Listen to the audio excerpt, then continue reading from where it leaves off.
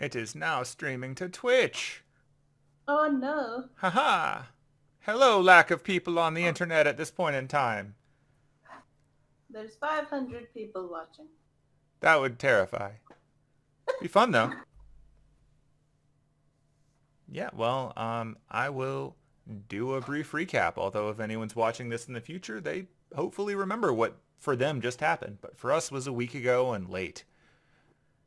So yeah, Recap. So this is session number the second of Fate Dreams End, the Dungeons and Dragons Type Moon RPG that I am running in D&D 5th edition. And we had a bit of a long, adventurous first session with a lot of establishment. So to very briefly recap, we are following the adventures of not one, but two amazing ladies who are on a journey through Germany via train. So what we've got are Penelope, the halfling superstar musician, whose hobbies include buying all the snacks, sharing some of them, making waiters uncomfortable, and then going on a train adventure when she's not busy being a musical superstar. And she's traveling on her way to Cologne to meet up with her manager because she's currently between gigs and deciding what she wants to do next. Um, Also with us is our half elf. It's Anise, right? Yes.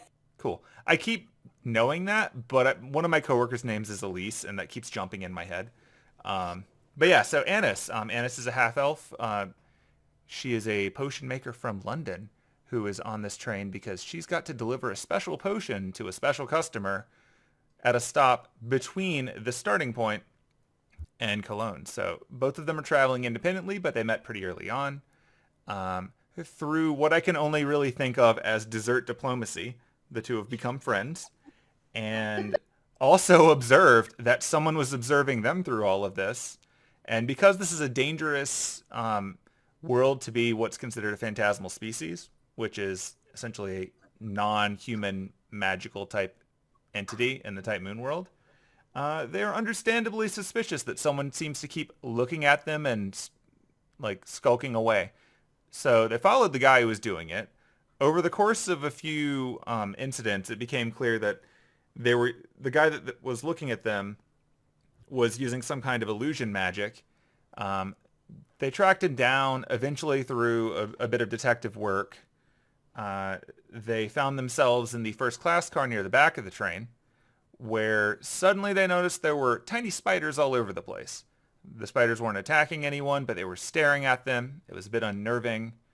Um, it became clear that after like actually interacting with a guy who'd been sort of stalking them for a bit, that the guy is a member of something known as the Harvester Organization, or at least claims to be, and that organization is based on an urban legend of a scary man who hunts down phantasmal species creatures and pretty much cuts them up for parts, presumably for use in magic spells or potions or something creepy. Like it's mostly a story that's told to phantasmal species children to get them to understand the value of not going out and showing the world who they are, um, to varying levels of effect, as is the case of all children.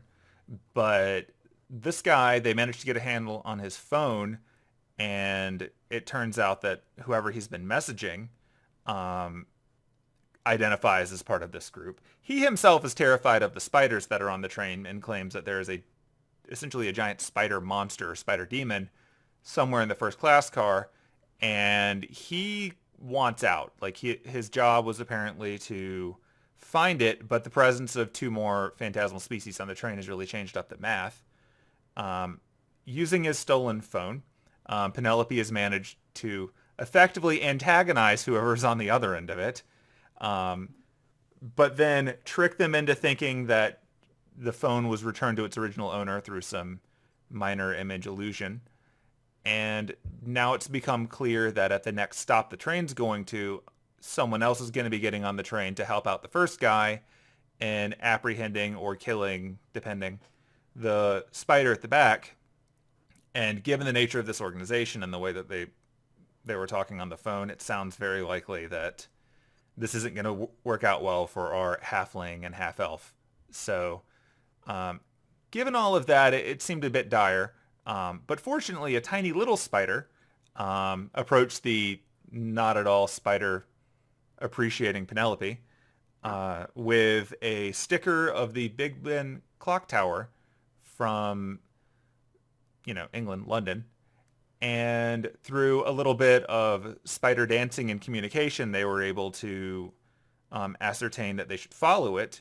So they did so. They went through the back of the train. A bunch of spiders got out the way. They took the sticker of Big Ben and put it on a box that was in the storage hold, or I guess in the cargo train.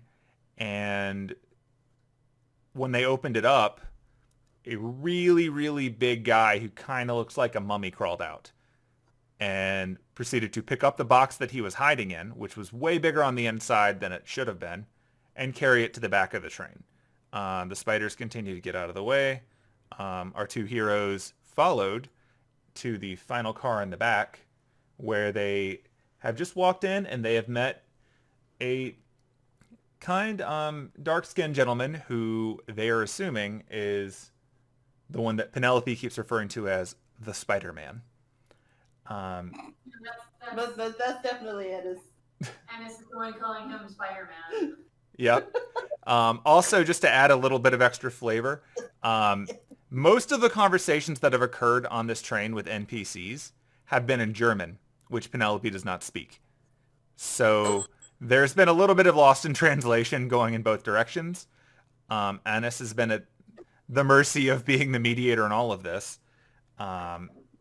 But you finally reached the back, and so here you are. I think I covered all of the high notes. Most of the rest of it is how they got there and an investigation. So if anyone is tuning in on Twitch for the first time, then I would encourage you to go back and watch the previous one at your leisure. It's a bit of a long session, but I think it's a fun one to run in the background, and I'm going to eventually drop both that one and this one and any future ones on YouTube so that they have a more permanent home. So yeah, we're just going to jump right back in. So the two of you are standing at the door to a first-class apartment.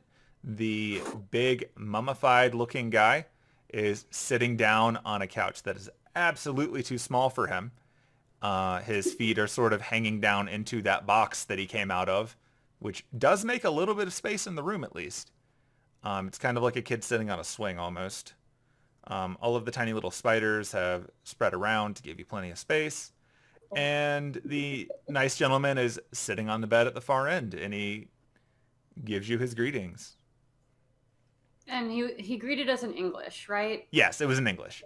Okay. Yes. Yep, he's greeted you in English. So before I do a voice, I'm going to drink some water, and then we'll be good. I watched a little bit of last week's stream to try and refresh myself on the voice that Anise picked out for herself. That's fair. I'm judging no one. We just got like a huge flash of lightning. Oh, neat. No thunder yet. Interesting. Oh, there it is. There it is. Well, now you know how far away it is, according to sound. And sound would never lie to you. Thunderbolt and lightning. Very, very frightening. To you? Yeah. Let's get demonetized right now. Yay. All right. Good thing we were never planning on being monetized. Exactly. Let me just get right on this ownership of Type Moon that I absolutely do not have. Now we're doing this for fun. Oh, and I guess, yeah, to recap for anyone who is tuning in the future, we are absolutely going to say things that are not consistent with Type Moon lore. I don't care. We're doing this for fun and for us. Type Moon's not consistent. We're inevitably going to say things that contradict some art book that no one's read, but they read about on the wiki at least once. So don't worry about it. We're having fun. Urban fantasy, vampires and servants and all kinds of nonsense to be seen. So We're going to go to the moon. crack it open and meet the giant lady inside. I'm trying to remember the joke we were making. Oh, never mind. I remember it. I'm not going to say it. Okay. I don't remember. It's fine.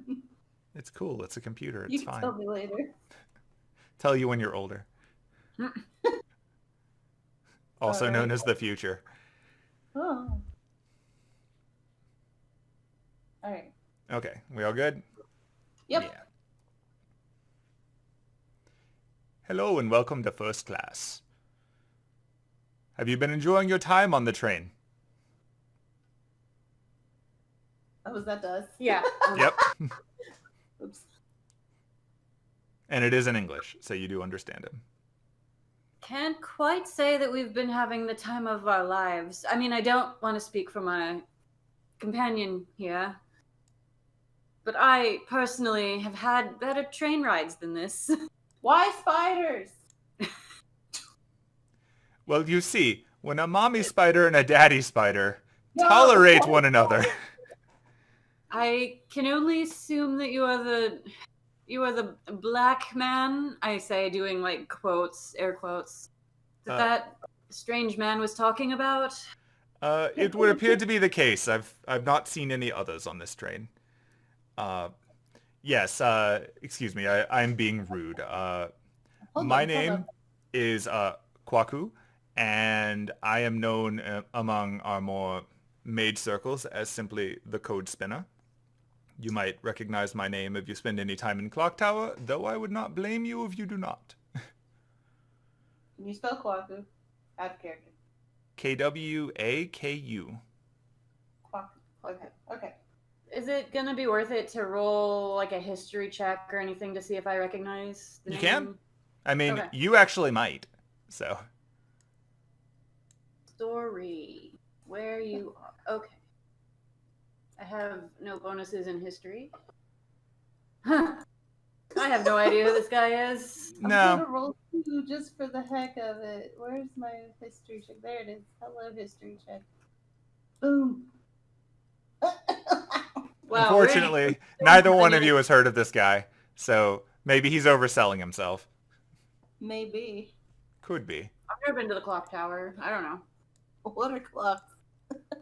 Say, what are clocks? Clocks. I'm joking. If either of the two of us should be making that joke, it's me, because I don't into technology.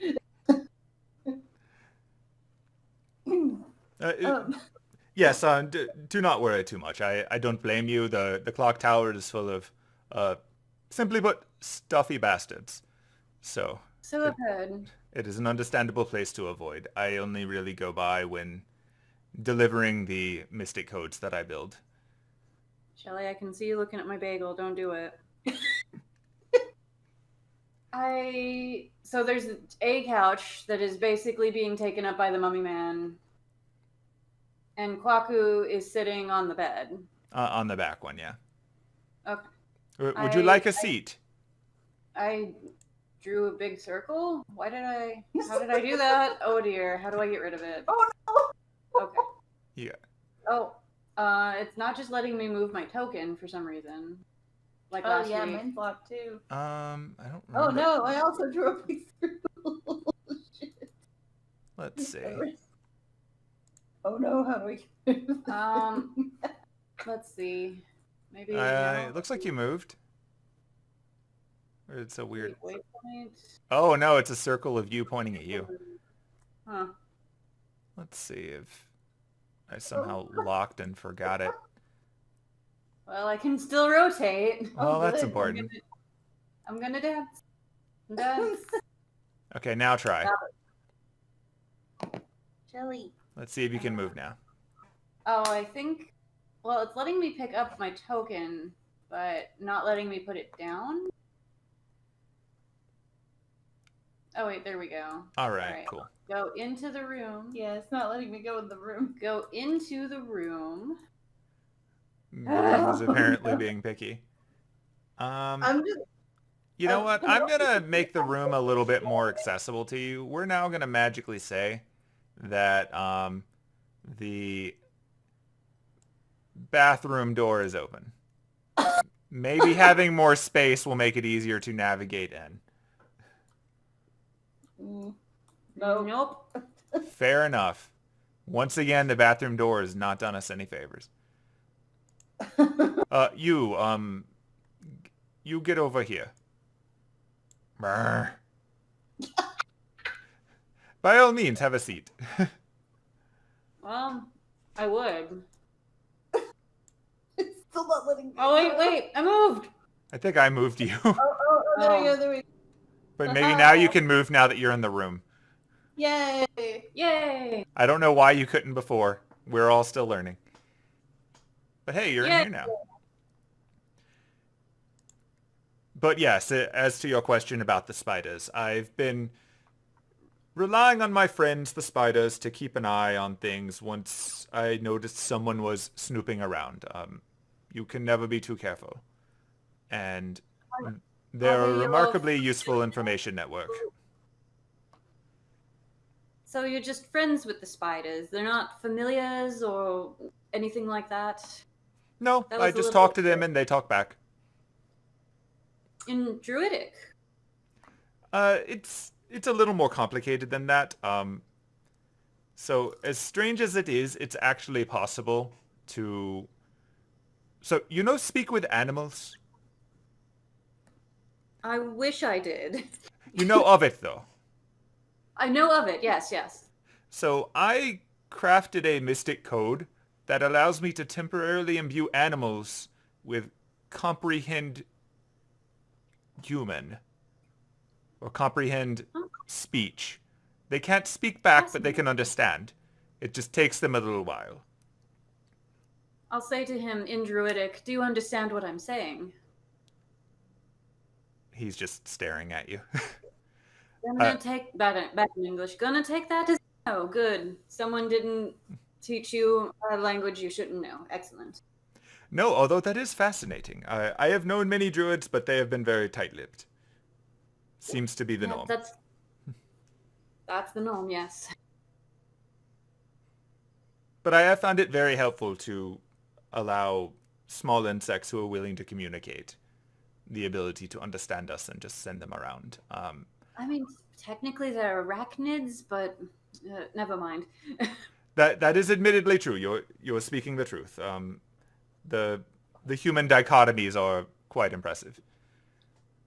Suppose spiders make more sense on a train than something a little better, more aesthetically pleasing, like a butterfly or a praying mantis or something. You won't find those on trains. Not too often. I have found that things that people don't really want to look at make the best for this. But they're also very friendly. And it turns out if you don't give them a reason to think that you are a fly, they are fairly receptive. They were a little cute when they dragged the key over for me to get your friend out of the storage. Yes, and I do appreciate that. Trying to wrap my head around that still, but Too many legs for me. Too many legs. If it makes you feel better, a lot of them are more like arms. No, not really. That is fair. But yes, we obviously have a mutual issue on this train, and I appreciate you getting my bodyguard, for lack of a better way of saying it. I did not expect to require his services, so I put him in storage, and then it became clear that there were other problems on the train, but I appreciate your assistance. Do you know who that man is? Leopold? I stole his phone. That was out of character. Yeah, he's alluding to that. Not quite. We learned a name that he goes by, and we learned that he may or may not be affiliated with the Harvesters. Oh, that's dreadful. Yeah. And he's got someone that's going to be boarding the train at the next stop to help him, which is bad. And supposedly he's got people showing up at other stops as well. If I remember correctly. Yeah, out of character, yeah. Like, apparently there are some people waiting for you when the train arrives in Cologne. So. Yeah, so, good. Is Cologne the next stop? No? No. You've essentially got 2 more major stops and a bunch of minor ones between here and including the there, one I including needed. yours. Like yours is after the second major stop, Okay. but well before you would get to Cologne. So, from the way that seemed to be shaking out before, someone's joining at the next stop, and then Mm-hmm. presumably their job is just to keep you here until people more suited for dealing with this problem show up. Mm. Goes by the name Leopold. He only speaks German, as far as I can tell. He's kind of a dick. I could tell when the spiders told me he tried to light my luggage on fire, which is, among other things, very rude. Yeah, That's putting it lightly. a touch. Well, I am not a fan of harvesters. I don't have a lot of faith in that organization being more than just some edgy punks who admittedly do cause real damage. They are terrorists, but generally speaking, anyone of real power has better things to do. But dangerous is dangerous. So do you know where he is now? I mean, the last time we saw him, he was in one of the luggage cars, if I remember. Yeah. Oh, he has some kind of rifle, too, in addition to being able to cast some magic. Although I think we might have tapped him out by making him change appearances 3 or 4 times. That is admittedly funny. Let me see if he's still there. And so you see him kind of reach over to one of the spider webs that's on the wall behind him. And he just sort of holds he holds one of the fibers of it, one of the threads between his index finger and his thumb, as if he's sort of feeling out the vibrations on a guitar string or something. Yes, he appears to still be there. He appears to be huddling up a little bit. So, interesting choice on his part. I guess he's just waiting for his reinforcements to arrive. Which, unfortunately, based on the terrain outside my window, appears to be soon. Oh, good. Good. So, Good. I suppose we could go and intercept him now, or we could simply hold up here and let them do whatever it is they're planning on doing, and perhaps they won't be able to actually get into the first-class car. I, for one, have no desire to get off of this train until I reach my destination. Same. Could Wait, go they either didn't way. say same back in the early 2000s. You can coin it. Canon. You wouldn't know that that's not a thing people say anyway. You could actually be the one who started it. Yeah. This No, is still I'll say like something. I agree. this is still MySpace days. You could coin all kinds of things. I don't know what MySpace is. I would like to coin the word twerk. It appears that he has mastered the art of twerkomancy. Bard. Between the two of us, you would be the one. Admittedly, the bard that uses twerking as their spell focus would be pretty entertaining. Oh, jeez. Campaign 2. This campaign is still young. There's still plenty of time. There's plenty of time for twerking, but There's plenty of time, and you've shown no shame thus far. I believe in you. But, ooh, oh no. Ooh. well, given we've got a bit of a barrier between us at the moment, I think it might be best just to allow whoever is coming on to come on, rather than causing a commotion at the station.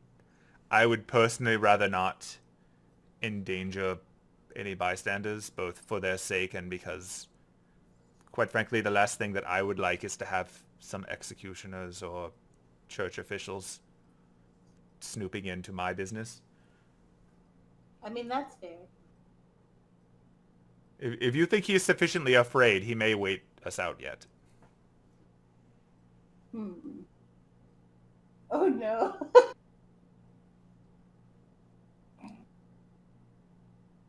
I'll stop now. Back to being serious. The old twerk. Oh no. What did you The do? campaign is still young. Now here's my question. The realest of questions. Does this mean that the Bronte sisters twerked? We're getting really off topic here.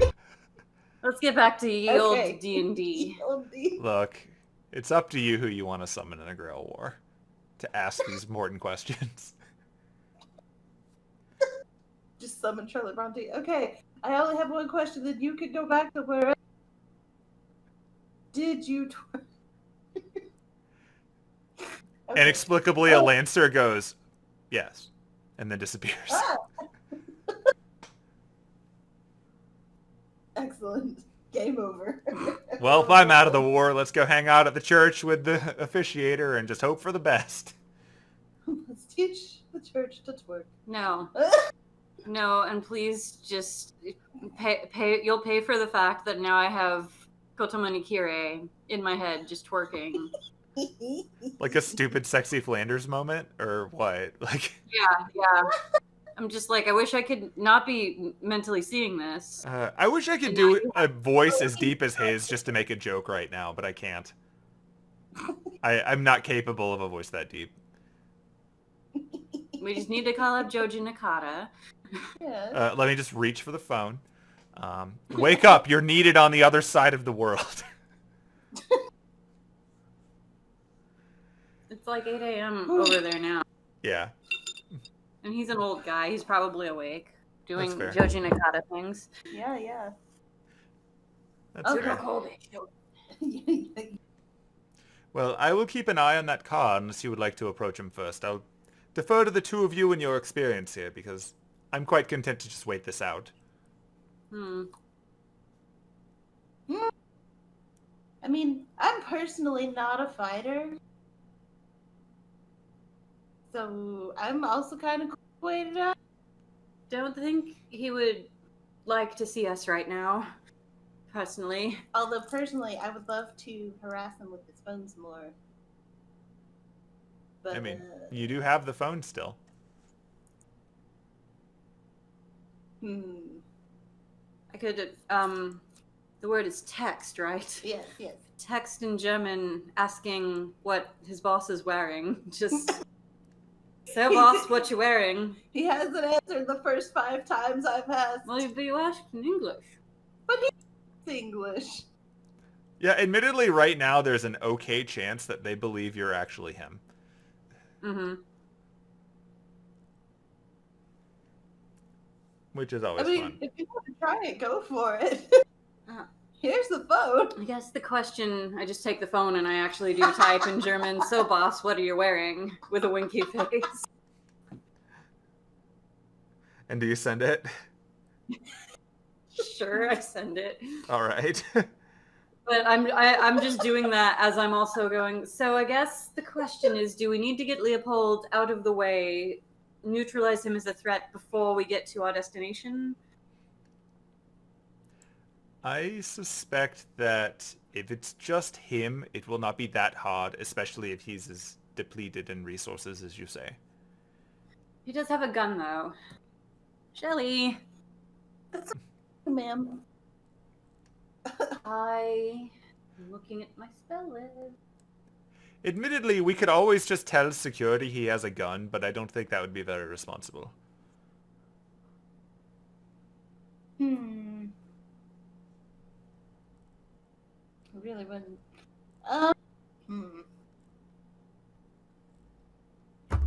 I don't have anything that is capable of putting him to sleep or anything like that. Other than, just whacking him over the head a few times with my staff. That is a time-honored method. I don't think we need to kill him. He doesn't... I mean, he's incredibly racist, but I think that killing him is what we need to be doing.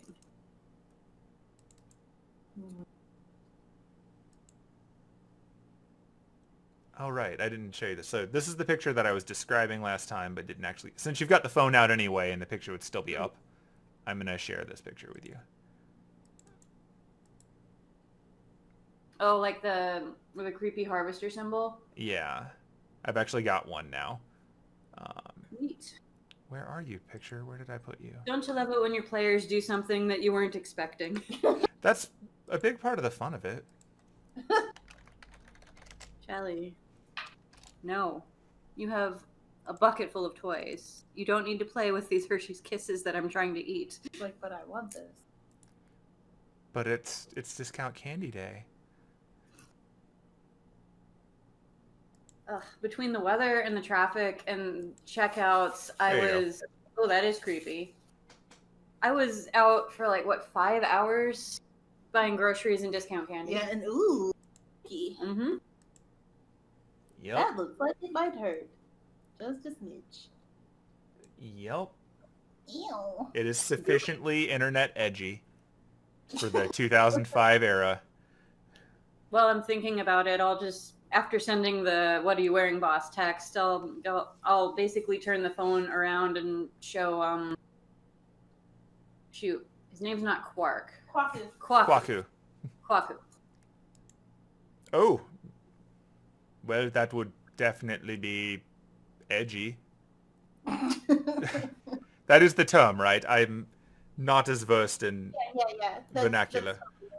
Yeah, I would defer to Penelope on this also. Not very good with technology.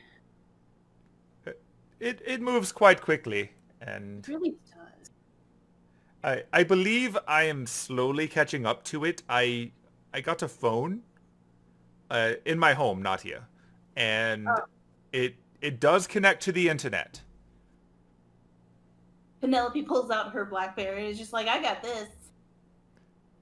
It's a That phone. is a very fancy pager. No, it's a phone. Really? Yeah! Interesting. That explains all the buttons. Actually, hold on here. Hand me the... I hand her the phone. On second thought, I should not do this because then whoever gets this phone later will have my number. Never mind. I take it back.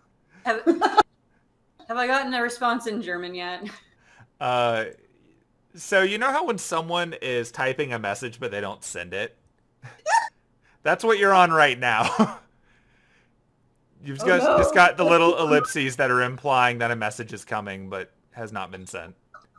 Oh, but by the way, it occurs to me you don't know what I did and you can't read it. I texted in German to ask his boss what he's wearing because I feel we should bother this man as much as humanly possible. Well, maybe not half humanly. I think we're both half human. I am never above mocking bigots, so by all means. I don't think that they're likely to believe much of anything that we're doing at this point anyway. It sounds like this Leopold fellow is somewhat incompetent, or at least on the bad list anyway. And as he says that, you can feel the train sort of slowing to a stop in the station. Well, guess we've lost our opportunity to take out Leopold before he becomes a threat. So, it may be party time. So yeah, would you like to look out the window because the station is on the right, so you're on the correct side? Sure. All right, you can make a perception roll and see if you notice anything. Good job. That's a good roll. I'm impressed. Perception. I don't have any bonus. Persona. Hmm. I'm also Be a gonna 10. attempt to perceive. Ooh, Oh. ooh la la, that's a 15. All right, so a few things that you'll notice at this point, since you've been a bit distracted by all these antics. It is definitely getting darker outside, which I believe both of you actually have low light vision, so that's helpful. Find that. I think almost everything but humans and some of the expanded races have low light vision in this version. So I'm looking. You'd think it'd be under abilities, but I don't see that. I would think it would be under abilities. It's weird that it's not.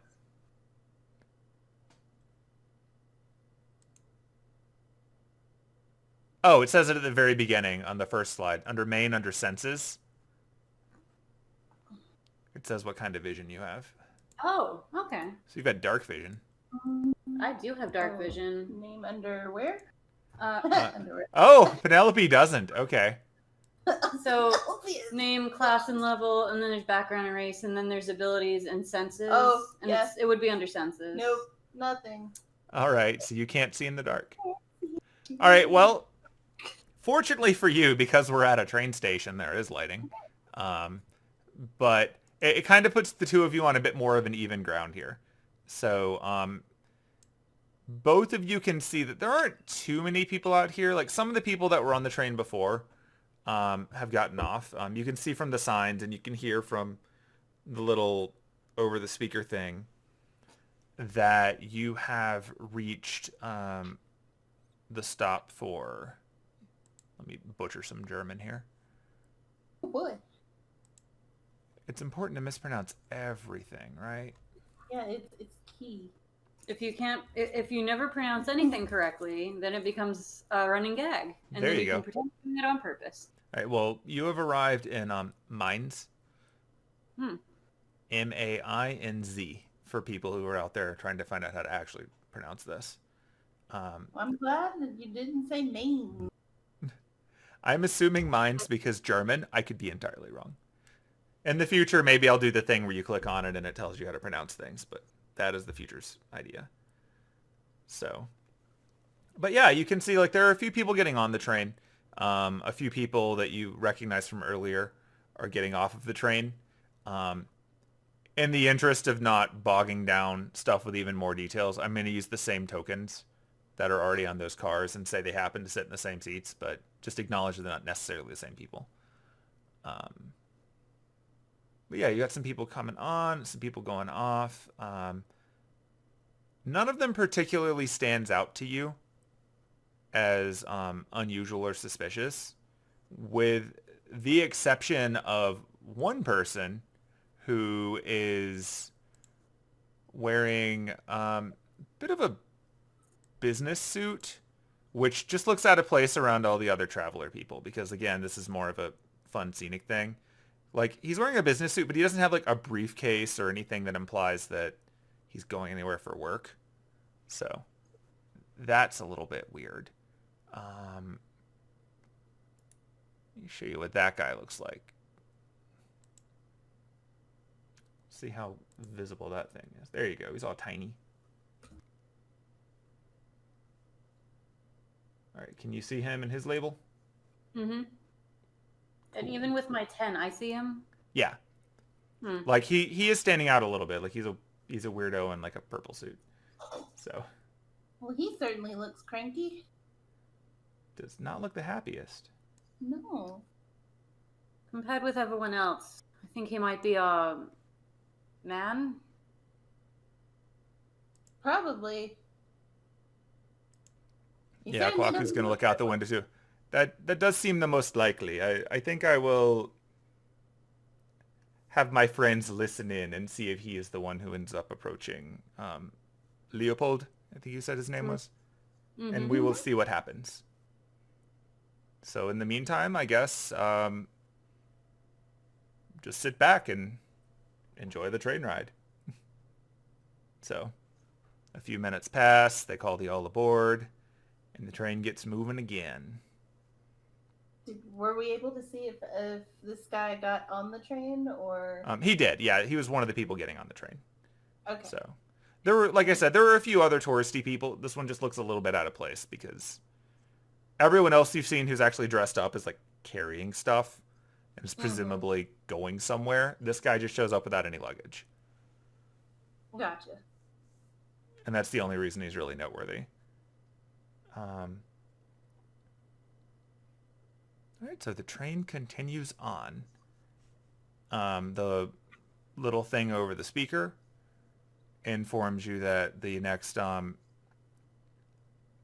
major stop, because now that it's getting to nighttime, they're not going to stop at as many of the minor ones. The next major one will be in a place known as, let's get even more German wrong, Koblenz or Koblenz. I don't know, Koblenz. If I say it wrong enough times, it doesn't matter. But that'll be the next major stop, and that's a little bit away. But also you're now at the part where you can actually kind of see out the window, and you can see much nicer backdrops because you're running along the river proper. So at least it's pretty. Excellent. So that's a positive. Yep, Kwaku's just sort of sitting back with a finger on the web, listening in. While this is happening, Penelope takes her phone back out and starts to text her manager. Go for it. And she texts, so seems like there's a little bit of trouble on the train, and we're running into a little bit of trouble on the train with some people who are probably gonna kill me and my new buddy. Just want to let you know in case something happens, and just hit send. Okay. A moment passes and you get a reply like, "What did you do?" She replies, excuse you, I didn't do anything. I am a perfect angel and you know that, sir. Since that. But also, this guy was watching me in one of the cars, and so I followed him, and then he had a gun, and then also there was some fire. And hit send. Oh, and there's a lot of spiders. Hit send. I know it costs like 10 cents per text. Please don't get angry with me. Send. You're typing at like light speed as opposed to me. I push like a button every. You're like doing the hunt and peck typing. But if I remember correctly, didn't Blackberries also have? No, I'm thinking of something else. I think they had a keyboard. Blackberries had keyboards. Yeah, they had full 30 key keyboards. Push the 5 button 5 times to get an S or something. Yeah. The Blackberries, as I remember from about that point in time, had incredibly tiny keyboards with letters all the way across. That was one of their standout features. Okay, so they're like hand-sized keyboards. It's fine. Yeah, they're kind of like the virtual keys that we get on modern phones, but they were physical keys, and the screen is tiny. Yeah. But yeah, you're just typing away. Okay, the response gets, so you're not drunk. This is really happening. Nope. Haven't had a drop. Send. Also, I stole a guy's phone. Send.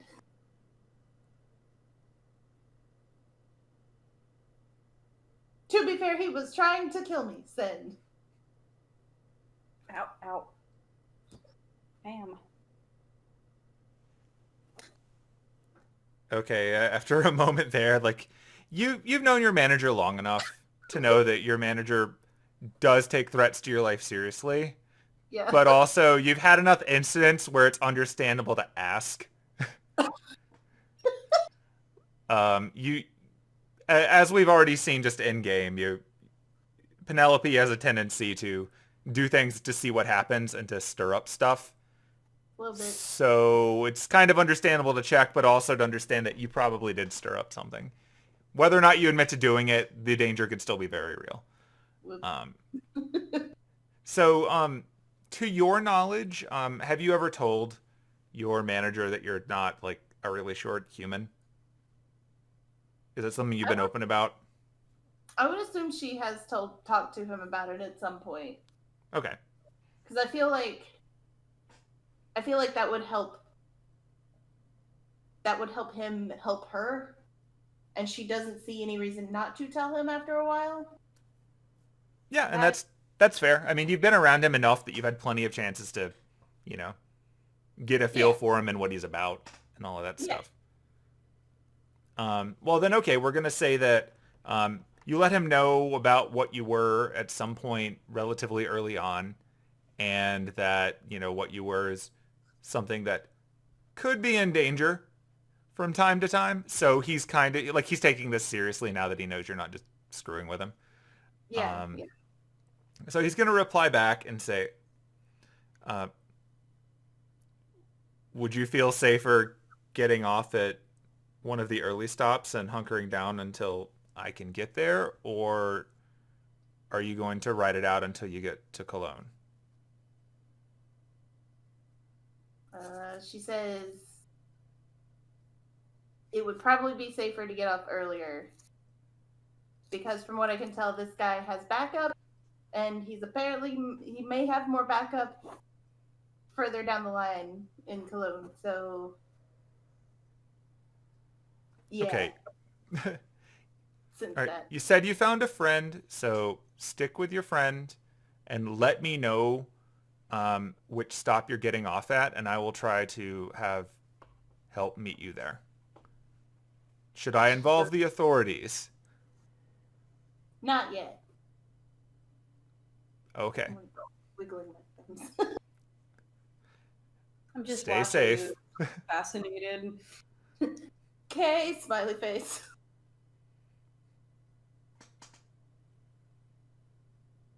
She just kind of puts away the phone and goes, "Alright, so I've had a change in travel plan. Where were you getting on the train again? Did you tell me that at any point?" I don't think I did. Out of character, I don't remember. I know you told me last session, but Yeah, I think you were going to Bud Breisig. Yeah. The stop I'm planning on. I just had a total brain fart. My stop is Brezig. Do you mind if I stick with you a little bit until this gets a little less threatening? Don't suppose I mind. Assuming we get that anyway. And if you need it, I will pay you. I don't mind. I just my original stop is no longer my stop now. You were going all the way to Cologne originally, yes? Yep.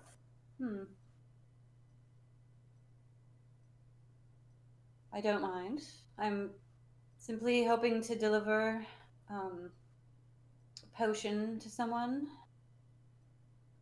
Maybe do a little camping and sightseeing before I return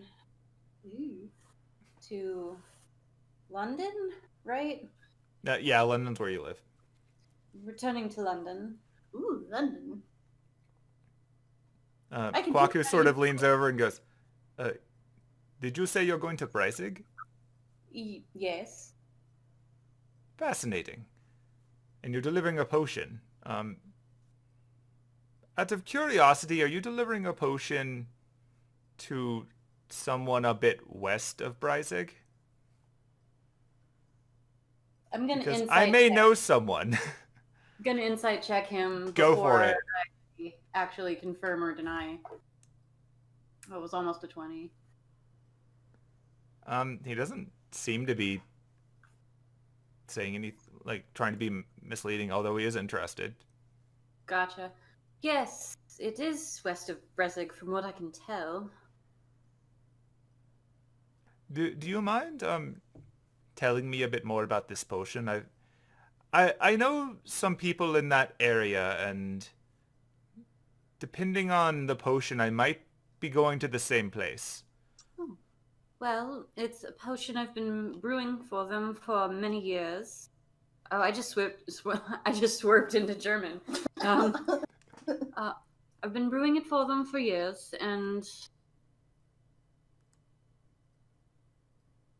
I'm trying to remember the exact details. It's not like I'm brewing them just like a normal healing potion, obviously, right? No. You're making something that is unique. You were given sort of a list of ingredients once, several years ago, and some rough instructions on what to make. But when you did, you don't really know like who would drink such a thing because by all accounts it would probably be toxic. Mm-hmm.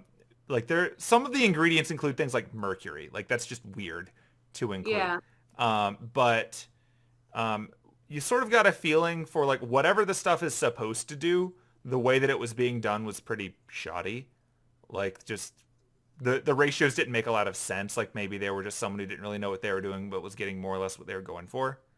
And so you kind of did the equivalent to it of like when you go from making a minor healing potion to a greater healing potion. You just refined it and you streamlined it a bit.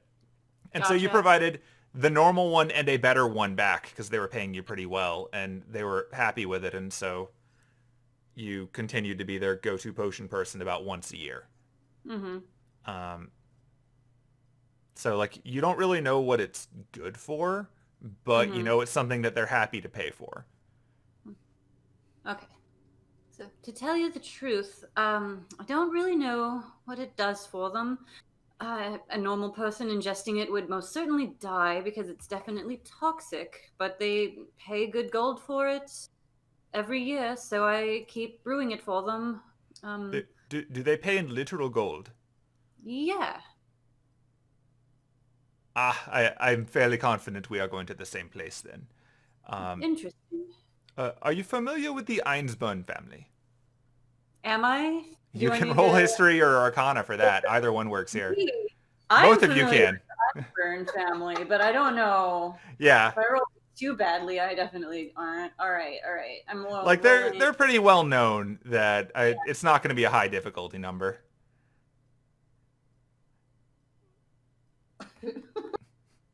And Penelope is perfectly free to roll if she wishes as well. Yeah, I'm gonna roll. What am I rolling? History? Probably history. We've sort of rolled like politics under history because mages are old families. Mm-hmm. Boom. Yeah, bards definitely know stories. So yeah, Annis knows that the Einsburn are a very old family of alchemists who are they mostly keep to themselves, but they occasionally wander out for rituals and things like that. They're based in Germany. You knew that. You didn't know exactly where, but where you're going would make sense because they allegedly have a castle somewhere in the region, and Mm-hmm. this kind of clicks in that name. Another thing that you would know about them is that, like I said, they're pretty reclusive, but every time one of them does show up somewhere, they look almost the same to the point where some people theorize that there's maybe only a few of them and they just don't age, which could be believable, especially if they're not human. Penelope knows a little bit more from urban legends about them. So what you know is that the Einsburns are a family that,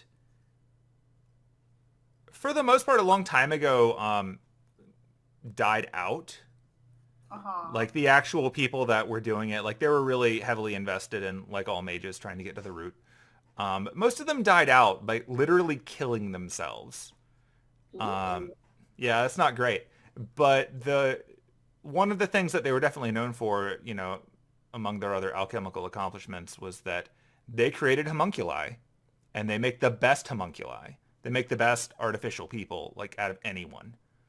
And the homunculi essentially just kept going. They kept doing whatever it is the Einsburns were researching, and everyone else kind of leaves them alone because they don't bother anyone else for the most part. But they keep ticking away at whatever it is they're doing, and occasionally they poke their heads in and out of politics, but for the most part they want to be left alone. And yeah, they absolutely use gold to pay for things. Like they are super out of touch with the modern world. And so like occasionally traveling in Germany and dealing with other supernatural creatures, like a coin is floated its way nearby you and you're just like, that's a real gold coin. Where do those still come from?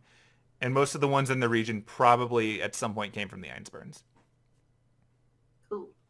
So. Okay. Yes, I have heard of them. I would wager they are probably your benefactors in this case. They're they have a unique constitution, to say the least, and what you're doing may be very helpful to them in whatever their research is. Dang, how'd you get the ions burns, Anise? I'm just good at making potions. Yeah, I'd say, geez. they contacted me one day, gave me a list of ingredients, and asked me to brew a potion, and I guess I impressed them. What kind of potion is it, if you don't mind me being nosy? Like I said, I don't have a clue what it could be used for. There's a lot of very toxic ingredients in it. I guess at some point I assumed they were probably poisoning their enemies with it and didn't really want to think too hard about it. But they usually, out of character, they usually, they don't come and get it from me, right? I usually mail it back. You usually mail it back. Yeah. Yeah, like every year prior to this one, you receive a letter in the mail with essentially gold, like, a package of gold. And you would take it, you would secure, like, whatever quantity it was they asked for. It's usually about the same. And then you would ship it back. And then the next year it would happen again. They always paid you up front. And this most recent year, the package was late. It was a few weeks later than usual, and the handwriting that it was in was worse than it usually is. It looked sloppy, almost like someone who was having trouble holding the pen or quill or whatever it is this archaic group uses. Yeah. And so you got the impression from it that trying to ship it back was probably not going to be good enough. You might actually want to go and deliver this in person because they quite frankly must need it for something. And also you're curious. You've just been wondering who these people that send you all this money are, because this alone keeps you financed throughout the year and lets you focus on your other interests. Okay. Yes, I normally ship it back to them, but this year the letter they sent was the handwriting was sloppy enough that I got a little worried about them. And to be honest, I am quite curious about what they're using this potion for, and I've never been to Germany, so decided to do some sightseeing, deliver it in person this year. Neat. Did they give you an address, or? Yes.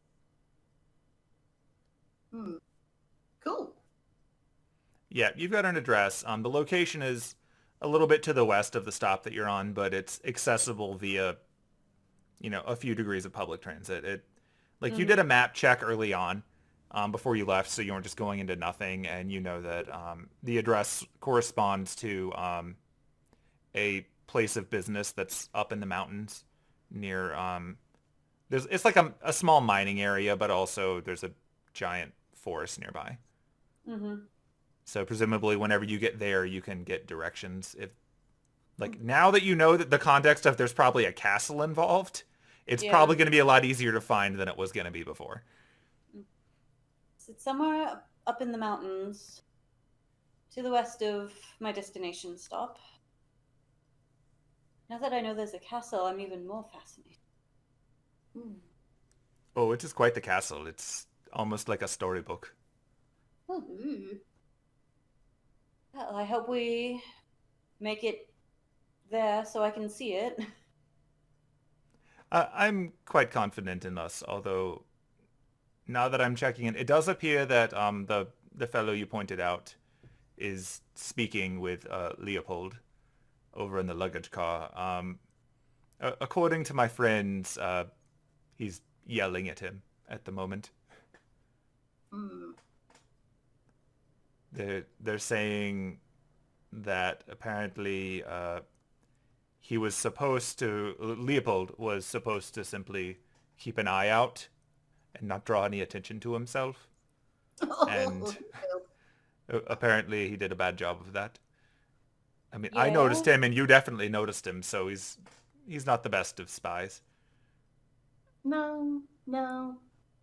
He honestly needs to... Oh, farts, I completely blanked on the phrase I'm trying to say. Oh, no. It's okay. It happens. Hold on. But Brain reset. Yeah. Oh no.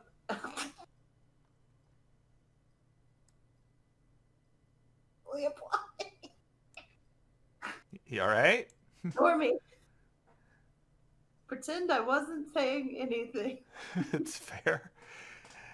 But yes, it appears that he was just supposed to notice, and this new fellow, the spiders are having trouble picking up his name, but it would appear that the new fellow's job is to keep us here, so that a bigger group can step in later. I'd like to see him try. Well, I hope that, like I said, I hope we make it to our destination unmolested and can just leave the train peacefully.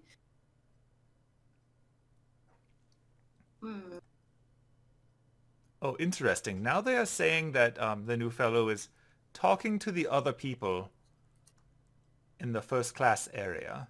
Oh, And they're leaving the first class area. I don't like this. No, I don't like this one little bit.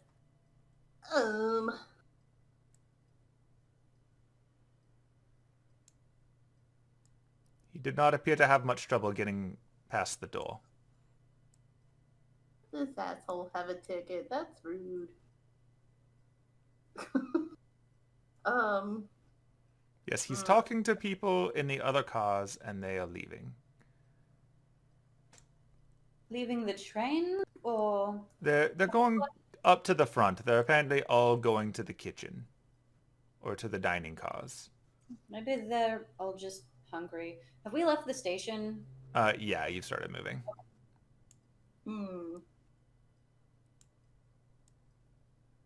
So, we're effectively trapped is what I'm hearing. Right? Does that check out? We could be. Alternatively, it's possible that he just doesn't want any witnesses for whatever we do next.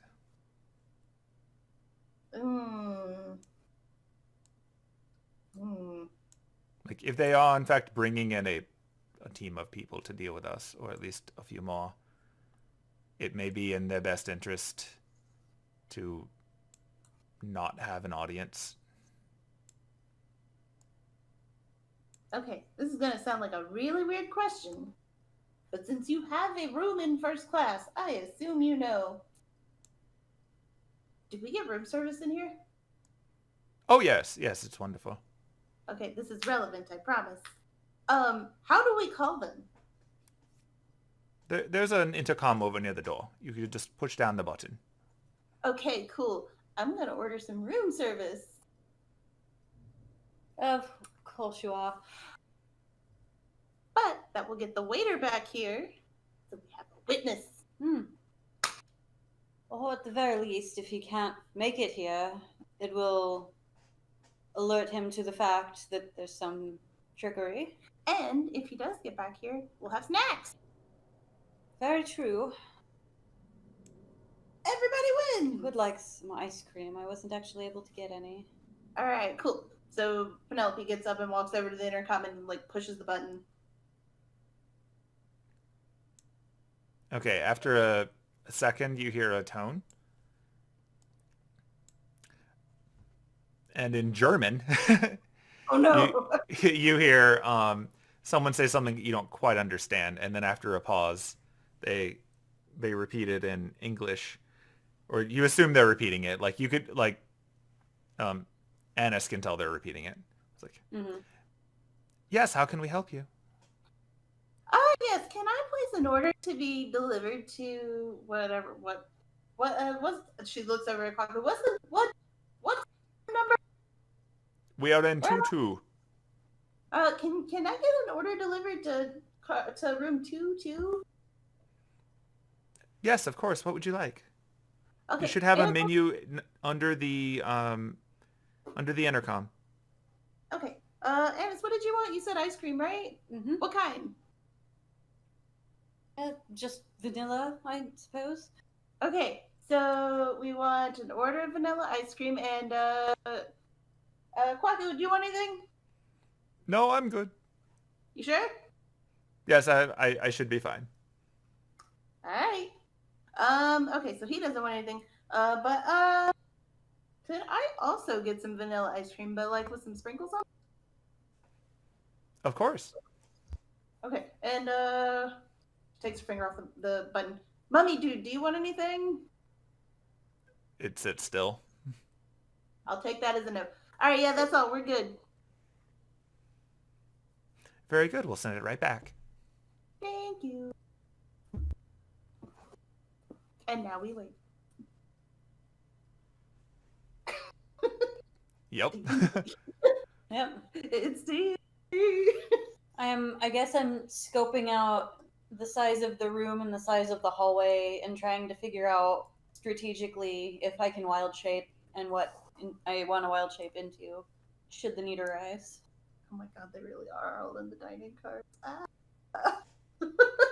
Well, I haven't I zoomed out. zoomed out. I'm just like, oh Oh, wow. I need an adult. Yeah, I haven't added the new person yet because you don't know where he is. Mm. Cool. Alright, so while we wait on the waiter, and I guess on new guy, we should probably figure out a plan of attack, so to speak, just in case stuff gets crazy. I don't think they're probably not going to attack us with just the two of them. They know there are at least three of us. They may or may not know about, does your bandaged friend have a name? Not in particular. Would you like to name him? He's relatively new. I'm gonna call him Raps. Rats? Raps. Raps. With a W? Yes. Very well then, that is now his name. Your name is now Raps with a W. It nods. Hooray! I know he's not. Making friends. I know he's not a bunch of spiders in a trench coat. I did ask him that. That is, yes, he is. He in fact contains no spiders. Oh, good. Well, like Penelope, I'm not that much of a fighter. Can whap someone real good with this stick, and I have some abilities, but they're not really good for small spaces. I mean, I guess who can fight well in a small space, really? I mean, I can. I'm not going to say No, it. no, you can say it. You can say it. Everyone does. But you said yourself you're not a fighter, so you seem scrappy at least. A little. Just me.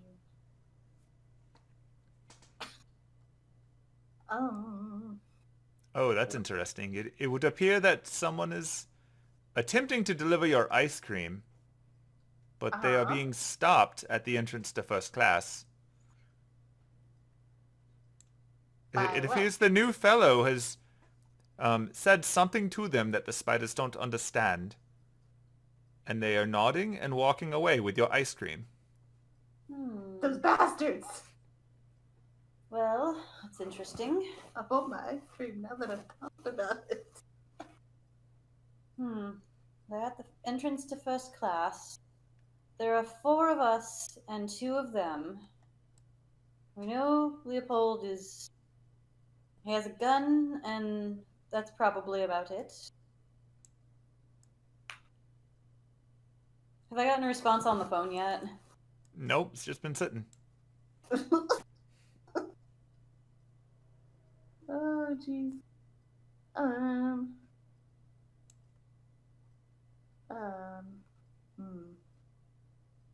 Ooh, that's gonna come in handy later.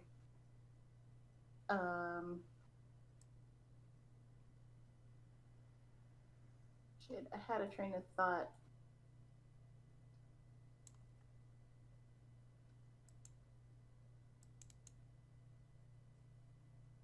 Ugh, okay. Sorry, I am currently struggling with the character sheet. Okay, it happens. So they're in luggage and cargo too. Yeah. That Okay. that's where he said they currently are. They don't appear to be coming back, although the new one seems to be spending a fair bit of his time on his phone.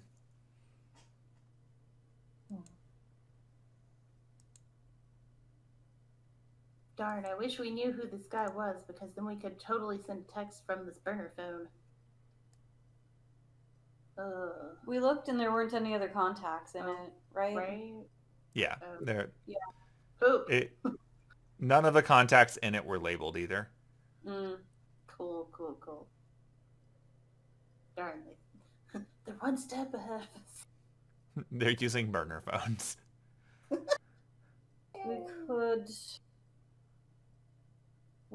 We could attack these two and steal this new man's phone as well and impersonate him also. I like the way you're thinking. This is a plan. It might be wise to address them before we get to another stop. Yeah, well, while we outnumber them. Well, I guess my combat capabilities are mostly that I can turn into animals with sharp claws and fangs in some cases. Or at least the ability to headbutt. So I think I may only be able to do one or two of them here. Don't need me turning into a giant ox in the middle of a train now. Wouldn't be able to move quite so well. It may be hard to get up to speed, yes. I can try and train this person too. Didn't work so well last time, but I could try that. See if I can get information. I think that sounds like a fine opportunity. I've no particular desire to kill these people, although given what they would have done to any of us if we were not aware of it, I wouldn't feel too bad if something happened. I believe we'll let Raps introduce himself. Good. Yeah, let's do that. Let's have Raps go greet this new guy. Should we go with him, perhaps? I think we should probably be nearby. Yeah. Let's go. They don't appear to be leaving that, and more importantly, as long as they're in the luggage car, it's unlikely that any bystanders will see us or interfere. Perhaps they've done us a favor. I can probably restrain one of them. We don't know what this new man is capable of just yet, but...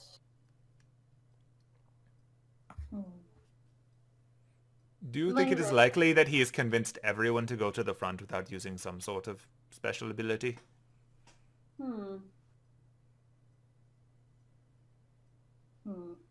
I am not a mental manipulator, but I would wager if he's keeping the entire train at the front, that might be taxing him to some extent. Especially if he's meant to stall rather than apprehend us himself. Or he could be offering everybody free drinks in the dining car. I don't know. That is also quite possible. Although, he did interrupt the staff. That's true. Yeah, he's probably not... He's probably concentrating on whatever it is he's doing. So I feel like we might have a little bit of an advantage. Well, let's introduce Raps to new guy. See if we can't get Raps to have a bit of a ambassador for us. Sounds like a plan. Before I Google this, is a wolf or a panther bigger? Like in real life or in D&D stats? Yes. Like, fair. I feel like those are the two that I would be able to most effectively use in combat on the train. I just don't know which is bigger. Right. I can Google it. I will see what D&D considers bigger. I imagine it's going to be one of those things where they have almost identical stats, but maybe like one is better at climbing or something, or the other is better bite attack. Let's see.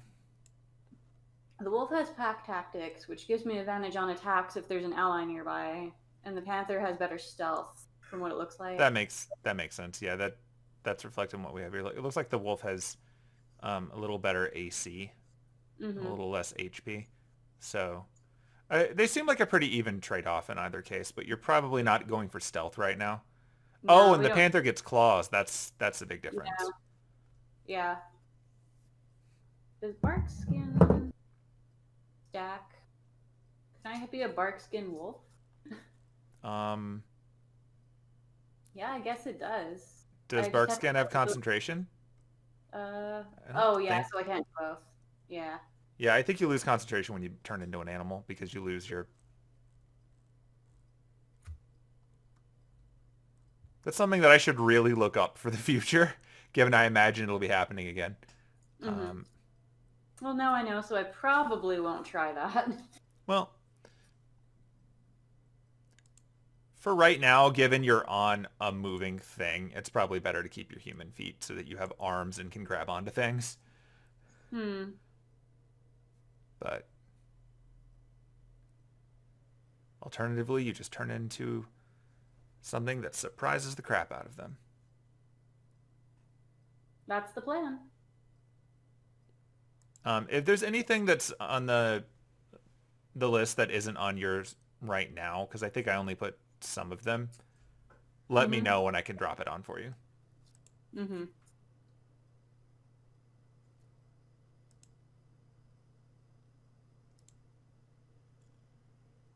Eventually you'll be able to turn into a giant octopus, and then why would you be anything else?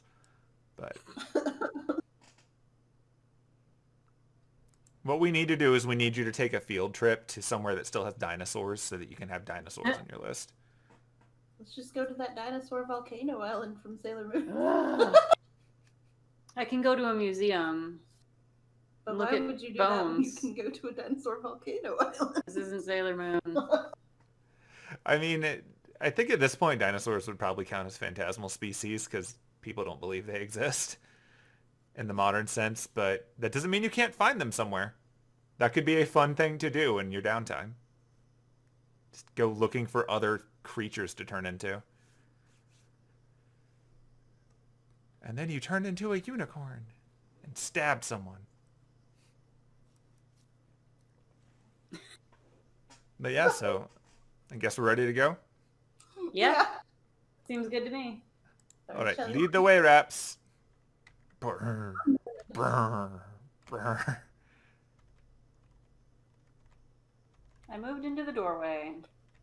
Hey, it lets you leave, I guess. No, To I'm some stuck in extent. the doorway now. That's so weird because I didn't program walls into this. I wonder if maybe when I was clearing out that part of the map, I didn't get all of it. I was able to leave through the bathroom. Yeah. There may be a 1 pixel of shadow in there preventing you from going through it. I could see that happening. I just busted through the bathroom Oh, wall. Let's see. yeah.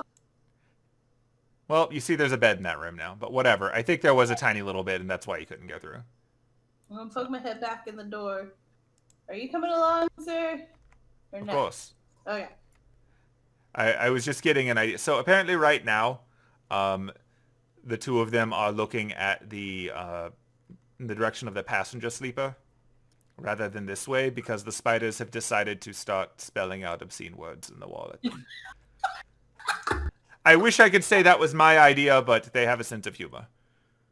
Your friends are great. I enjoy them. Oh no, they're gonna make me like spiders. Ugh. No, I'm still not gonna like spiders. They have too many legs. But these are charming. And are probably writing the word fuck on the wall. Quite Well, frankly, I don't remember teaching them that word, so I guess the spell is quite effective. Bye, Mummy. They make the shape of a hand holding up a middle finger. Yeah. I have lost control of the ability to click on my character. There you are. Okay. Just dragging you over. Yeah, for the version that Twitch can see, I've just zoomed it way out, so I don't have to keep moving it manually. Whee! Okay. It's like, do I still have? I've moved into the doorway of this. I think you're getting caught up on the shadows. Probably, because now I just can't move at all. Okay, there I go. Well, thankfully, when we're not on a train, I can just reveal giant swaths at once. So, it's only because we're indoors somewhere that has actual doors that you're running into that at all. As I walk by where I'd put the spider under the teacup, I just take the teacup off and then put it back in my bag. That's fair. Oh, and I've definitely left my big backpack in Kwaku's room. Okay. Yeah, because So you both grabbed your luggage earlier, didn't you? Yeah, we both did, I think. Yeah. All right, so... I think we both grabbed our luggage earlier. Yeah. Okay, I have a quick out of character question. So I'm clicking on the different spells just to remind myself what they do. Uh-huh. I noticed a spot where it says components and then it has letters. What do the letters mean? So it's like components V. Yeah, so verbal, like V is verbal, which means you have to have the ability to speak to cast it. So like that's harder if you're gagged or underwater or something. Mm-hmm. Okay. The S is for somatic, meaning you have to have at least one free hand to do the cool gestures. And M is material, meaning that you need to either have the specific little items that it lists or you have to have some kind of focus. Okay. Which for you would be your musical instruments. So, Gotcha. like, some spells are going to have additional things in there. If they have a gold value or something next to it, then you also have to have that specific thing, and it gets used up when you cast the spell. Okay. Sorry, I just realized if it No problem. So does it have to be, because like the ones that have the material one, it says a thing beside it for some of them? Yeah, it'll be like pocket lint or the toe of an ogre or whatever. If they don't have a gold cost next to it, you can assume that it's just covered by like a stuff that you keep in a little pouch that you just have. Like we're not actually tracking how much bat poop you carry on you at all times. Yeah. But if someone takes the pouch away, you can't cast those spells. Yeah. Okay. So, but it is something expendable and not like, I don't know, if I did want to use one of my instruments as a component, that wouldn't work, right? You would need to have one of your bard instruments to cast the spell. So if someone wanted to take away your magic, they would have to take away your instruments. Okay, cool. Yeah, but the instrument doesn't just disappear because you cast a spell with it. So. Okay, so. Okay. Like, I think that makes sense. One of my spells just requires a pinch of dirt, which I would assume I would just have on me. Yeah. Like earlier when I did Cast Without a Trace, I used some mistletoe, I think. Gotcha. Yeah. There's just some mistletoe ashes somewhere on the train. It's assumed by the time you know how to cast spells, you know how to carry this stuff on you. Just have a little utility belt or a pouch on your, or something. Like, you're in the modern world, so you can actually put your stuff in whatever you want. But you wouldn't go anywhere without it, so. I'm just like picturing Anise with a fanny pack. I mean, probably a bunch of little sacks. There's all kinds of stuff. You can have a Batman utility belt. You can have a bunch of little sacks. You can have a backpack. You can have those old Pokeball containers from Burger King. It really doesn't matter. Like, as long as you put it in something, you're good. And if Anise had one, she wouldn't actually know what it is, but Penelope would be like, "Is that why not? What? Oh, no, I just like the design." Get you some of those little animal tokens, so you pop it open and then like an animal pops out. Not canon. No, not canon. Oh. It's important to have goals. Okay. But all right. So shall we Yes. venture in? Yay. All right, so Raps is going to open the door, which is not locked from this side. And then we're going to zoom in on that other part of the map. Brr. And I'm going to drop some people on it.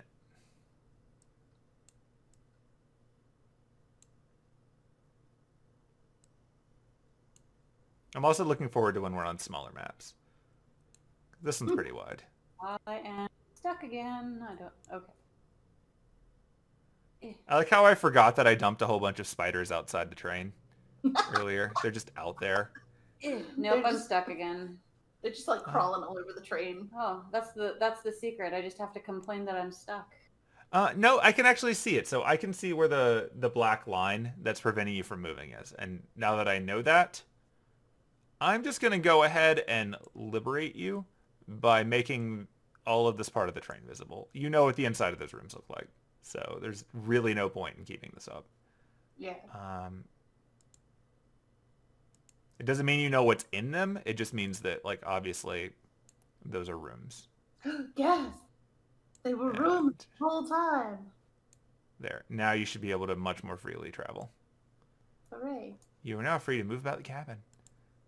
The waiter is floating off in space. That's funny. Oh, is he still over there? I zoomed all the way out just to see Where did I leave him? the whole map and... Oh, wow. He's way up there.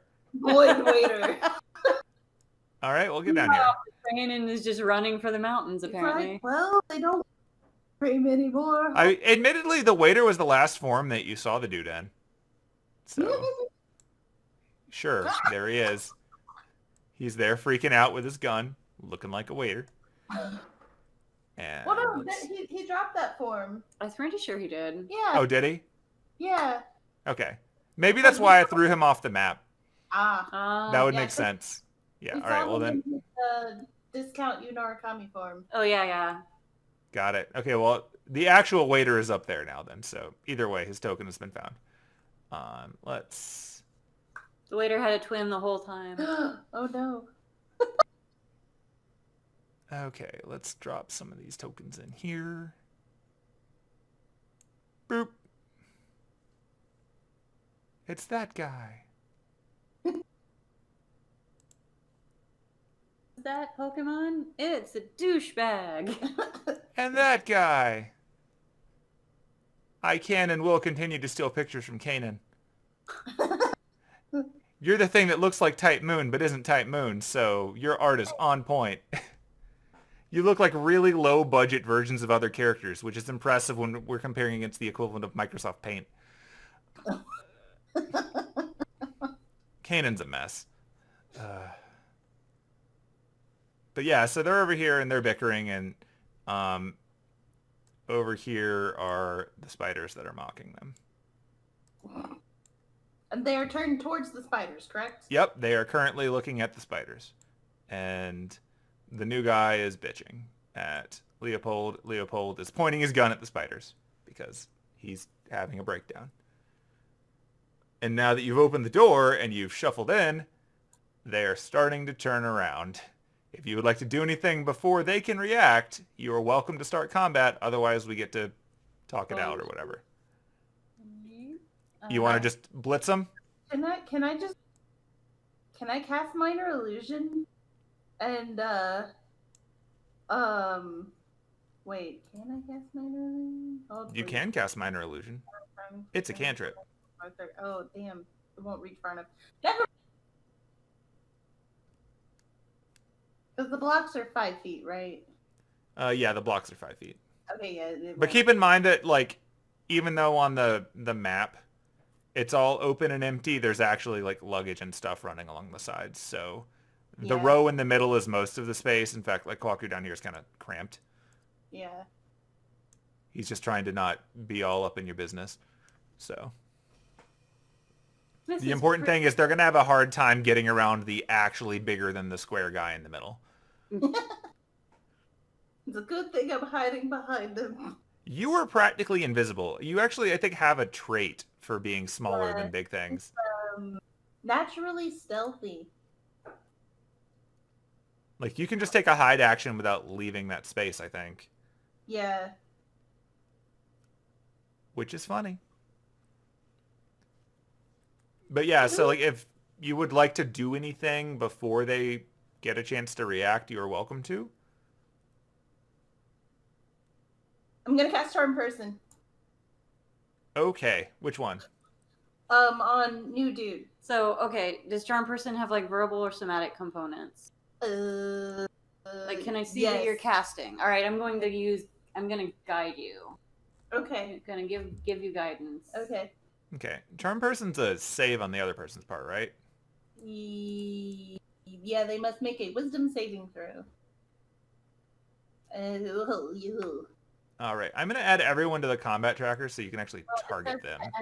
It says to Anise, but I would like to cast it on Penelope. Sure. It doesn't do anything mechanically, so we just remember that. Okay, what does guidance do again? Did you actually cast Barkskin earlier? I don't remember. Oh no, that was not me not doing that. I will clear that off then. Touch one willing creature before the spell ends. The target can roll a d4 and add the number rolled to one ability check of its choice. Ability check? Okay, so it's not an ability check that you're doing; it's a spell. Yeah. We're gonna dump all kinds of people on this thing. Never mind. I did not cast guidance. That's fair. I'm casting. Ooh. Ignore that. Ignore the the charm person that just happened. Actually, no. I am going to cast guidance on you. Oh, hold please. In case you have an ability check you have to make in the next minute. Okay. I am gonna do charm person at 2nd level because I can charm 2 people at the same time. And then there's 2 of them, so. Yeah. That makes sense, yeah. All right, I'm going to add everybody else, so we're going to have the busiest combat tracker yet in the game. Woohoo! Brr. Get out of here. Oh, you can't see him because he's... All right, hold on. Let's make him friendly. There he is. He's named because you named him. All right, and now some NPCs. Where is the combat tracker? It's at the top left. It should be 2 swords that are crossing each other. Ah. All right, so we're not going to actually roll the initiative yet, but this way you can target people. I like Raps' hit points. Nice. I rolled that, by the way. I didn't just do that. I rolled its HP. What feels like forever ago when I made this character, I did roll everyone's HP. So yeah, the other 2 you don't see on the list, but I guess I should probably let you see them so that you can target them. Whoa, that's a big box. Why? What did I do?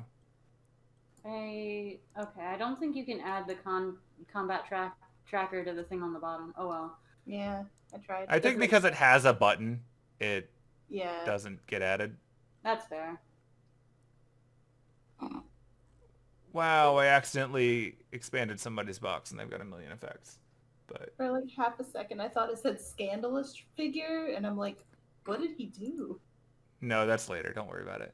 Oh no. Do we need to go ahead and roll initiative? Nope, because you've snuck up on them. They are distracted.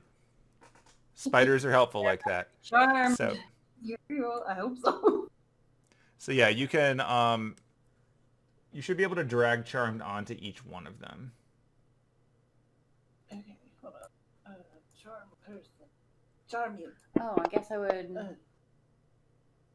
Do I drag it onto... Failure. No. Yep, he failed. You got him. He failed. Whoa. He failed. And then on. Oh no. Oh wait, actually, so it's save.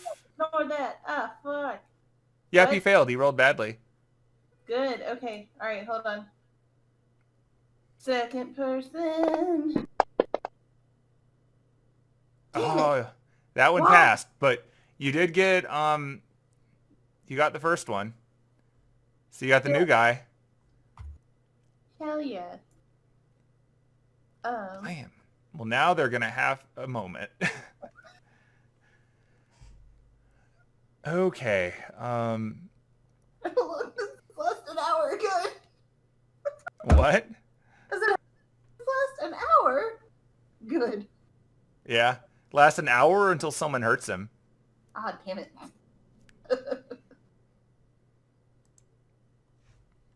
All right. So that's what you did.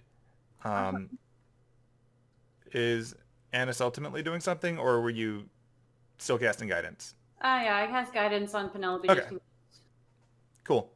All right. Yeah. And since that's the case, Kwaku hasn't actually told him to attack anyone yet. So Raps is just walking forward and being intimidating and making it hard for them to see around you. All right, now we can roll some initiative. So let's...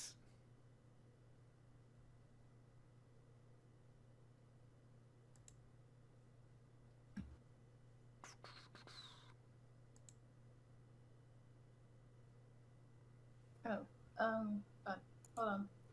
click the dice, Yeah. decide initiative. Yeah. I just had to find it. Those are good damn. numbers. Penelope's just ready to fight. That's fair. I mean, I suppose Anise has her staff at the ready. Well, she also casts, so never mind.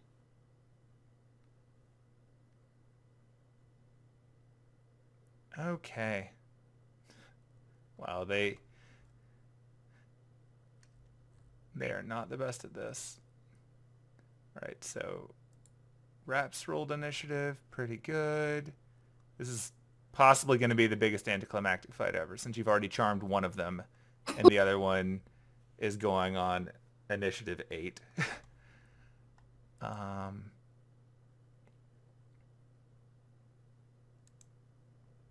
Yeah, that's kind of funny. The guy that you charmed is last. Oh no. And the other enemy is second to last, and all of you are going to get actions first. Oh, good. So. Oh, whoa, look at Kwaku. Damn. Yeah, you rolled good. Get it, Kwaku. Yep. Let's see what he wants to do.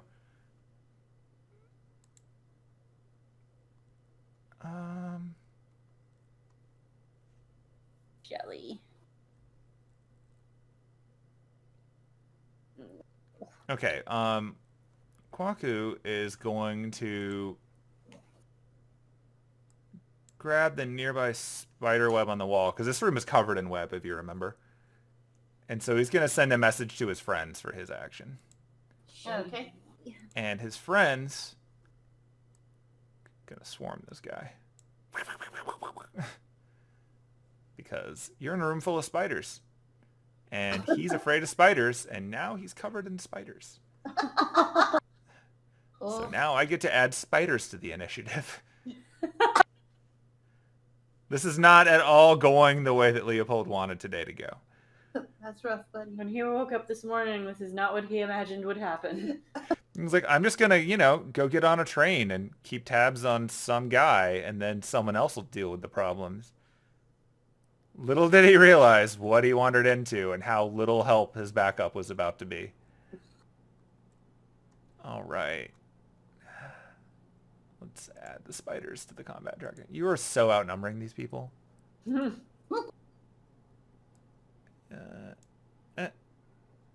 Oh, and they jumped in on an initiative 21. Of course they did. No.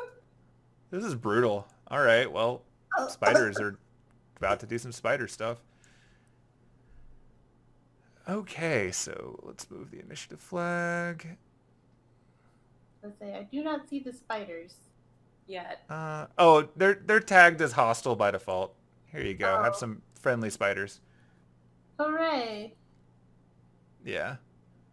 It's Like just- the game is like spiders can't be friendly. We're just gonna make them mean. But The spiders have more HP than I do. there's a lot of them.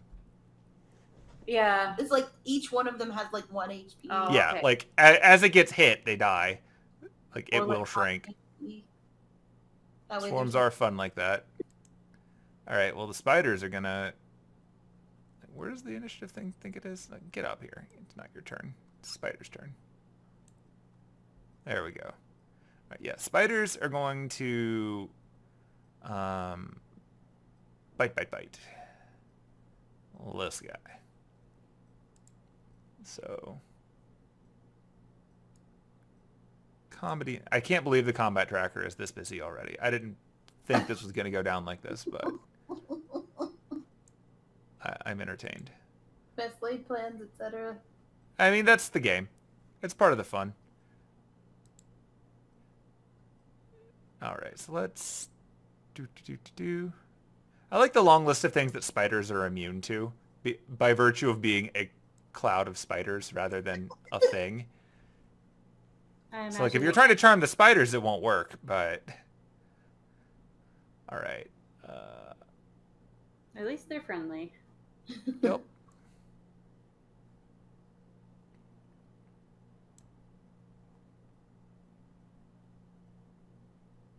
Attack. Bah. Bah. Let's see. You can't see the results of those dice, can you? No. Nope. Well, that's very sad. They rolled a 2. Oh. Just very shadowy blobs. That's fair. I'll need to turn on numbers for allies, like, because that seems more fair. I mean, you usually don't get to see what NPCs roll. That's fair. Well, I'm telling you now, they rolled a 2. It was very sad. So the spiders have still scared him, but they were not successful in their bitey bite. Which brings the turn to Penelope. Yeah. Okay. You charmed a man. I did.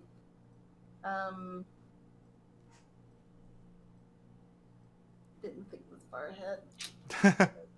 You're like, the plan is going according to plan. What do I do? The plan is actually working. Oh shit. I've never charmed someone before. That's never happened before in her life. No. It makes sense that Leopold didn't get charmed, because... He's already been like, yeah, no, I know your shit. He also resisted you the first time. Yeah. He's just like, I know what you're trying to do. You need stuff. Crack theory. He's not into women. Whoa! He's only charmed by suspicious figure. I've already forgotten what his actual name is. Alias, something like that. So, hold on. What?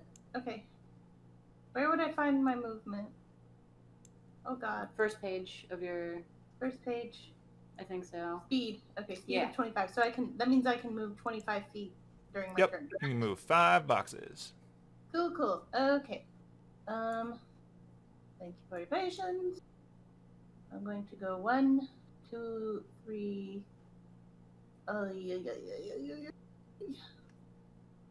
I kind of want to hide behind Rap still, but also be like, hey buddy, what up? I mean, you could probably stand under his legs. He's probably that tall and you're that short. He is sufficiently larger than you that you can be in the same space, because he is a large creature and you are a small creature.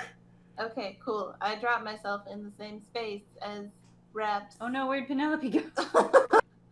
She's disappeared. Yeah, layering. And let me make you go to the top, maybe. There you go. I'm just gonna poke my head around Raps. I have you popping out for the second, but Raps is over you. Yeah. But yeah, I'm gonna pop out just a little bit from behind Raps and be like, "Hi, friend. What's your name? Who are you?" We're BFFs. To the new one? It's like it's to the one you charmed, you mean? Mm-hmm. Yeah. It's like, it's been so long since I've seen you. I'm really bad with names. You gotta remind me. Oh no, it's wonderful to see you, mistress. My name is Elias, of course. Your biggest fan. Yeah, I know I have a lot of those, but I know you're the #1 fan. Absolutely. Is there anything you wish of me, my lady? Well, I wish.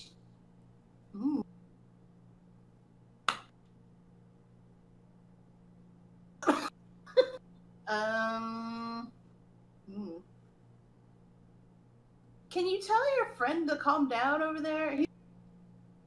been very nice to me, and I don't appreciate it. He's more of a colleague than a friend, but I'll see what I can do. All right. And can you get another small favor? Like, I know you've got some other colleagues that might be wanting to join the party. Do you mind telling them to stand down?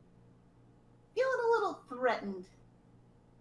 I will send them a message as soon as my colleague calms down, yes. All right, cool, great, wonderful. I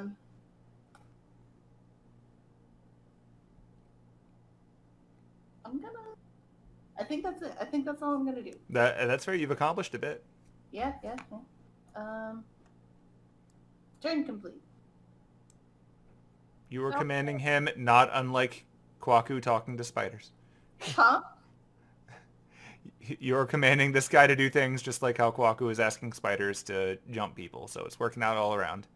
Sweet. Okay, so Leopold, I know he's freaking out because he's got spiders on him. Does he look like he's getting trigger happy, like he might attack us soon, or? He looks like he's about to fire the gun at something.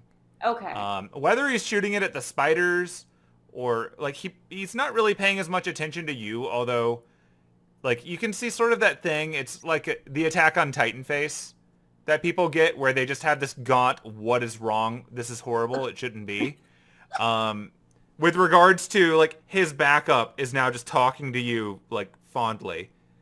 Gotcha. Like, it's clear they don't really like each other to start with, so this looks like some oh no, utter betrayal kind of stuff. Okay. So, and the charm person will persist as long as the person that is charmed is not hit. It doesn't matter if allies are attacked. Right, yeah. Okay. As long as he is not hit. All right. No Yumiya plays in the background. So I can move. My speed is 30, so 1, Yep. 2, 3, 4, 5, 6. Okay. That's all my movement. If I beast shape, do I get additional movement? Let me... You mean just diagonally? Or in general. Hang on, let me look. Like, this is thankfully one of those games where diagonal just also counts as 5. Which would probably anger, like, geometry, but for simplicity, it's nicer than other systems. Okay, so the Panther has a pounce, which says move 20 feet straight and succeed in a claw attack. Target must succeed DC 12 strength, blah, blah. So does that mean I, by using pounce, move 20 more feet? Or does that mean I have to move 20 feet?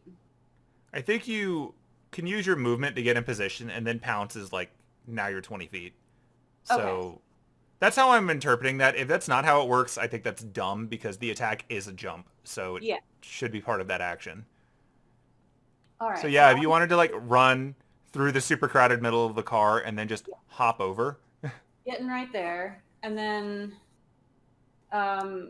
since basically I feel like Leopold is now a danger, I'm going to wild shape into a panther, which I guess I click this to do that. Okay.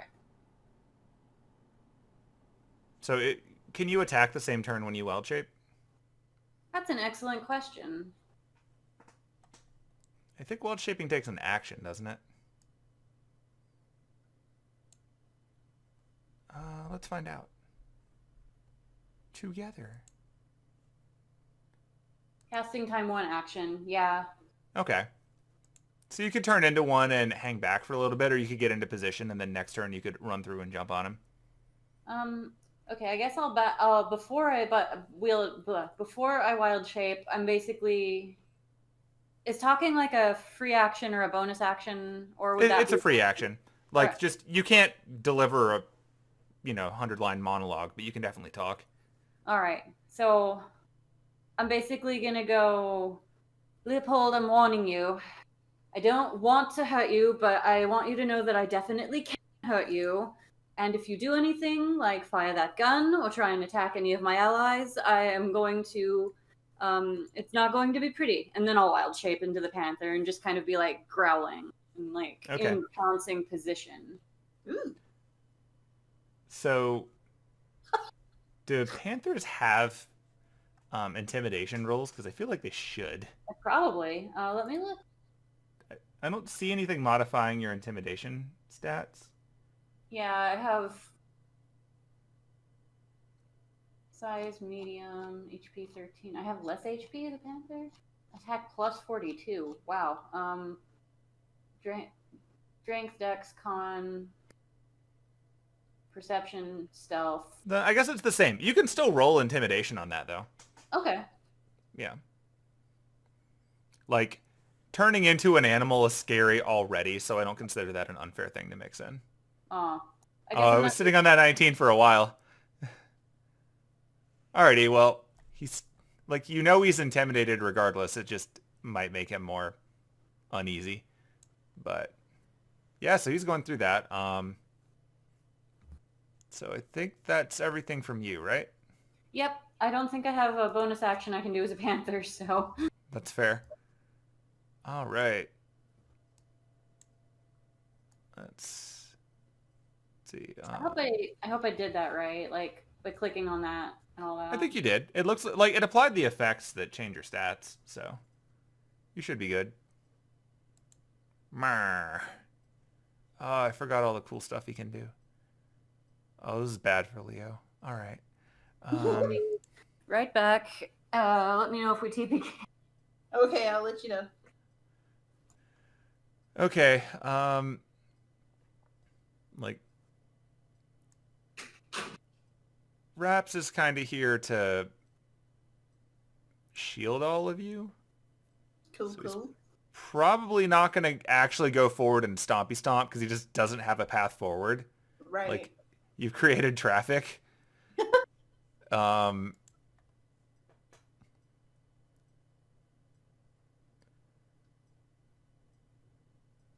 think we might invent something fun instead.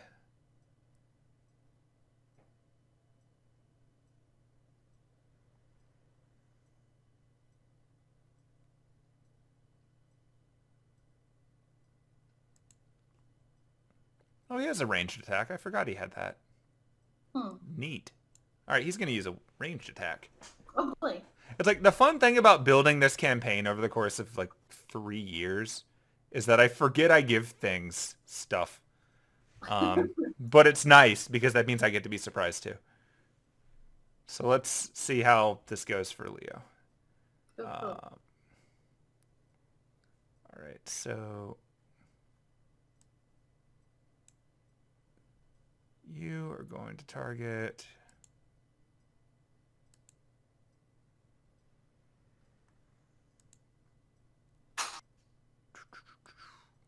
Is that how that works? Oh, there it is. Remembering the buttons.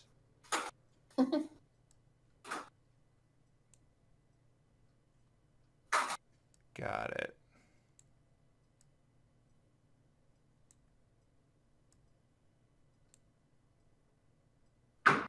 Okay, so now he's targeting Leo, and he's going to roll a number. And that number is going to be...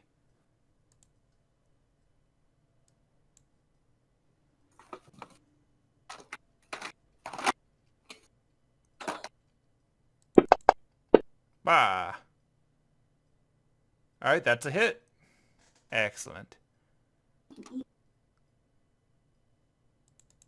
I picked it out specifically so that you could eat all of them. There were some choices. Oh, boy. Ooh, decisions. Yeah, so this fight just got worse and worse for Leopold.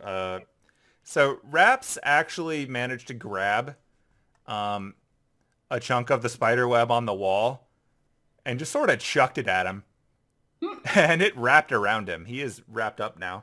He is, in fact, restrained. Yeah, Leopold is, like, getting mummified as the spiders are crawling all over him. He's restrained, so, like, he's dropped his gun and it doesn't go off because this isn't a movie. And he's in a really bad place right now. So he is restrained, and it is now going to be his turn because Raps is not going to be derelict in his duty of standing here and getting shot at if needed. I should have learned from Laura Bailey and asked if I could have advantage because panthers are intimidating, but oh well. Oh, I mean, they are scary. I'm actually surprised that they don't get an intimidation or like Hmm. bonus in general. I think if it did, I would absolutely let you do that. For some reason, people apparently aren't as afraid of panthers as I am. Um, The wolf doesn't get one either. that's And you'd think, weird. yeah. I guess nearly every animal should be intimidating, and so they decided it was better game balance not to, but Hmm. I would absolutely let you scare someone, especially this guy. Okay, well, it's his turn, and he's currently restrained. So he's going to try to break out, which is funny. He's the Ajax of this game.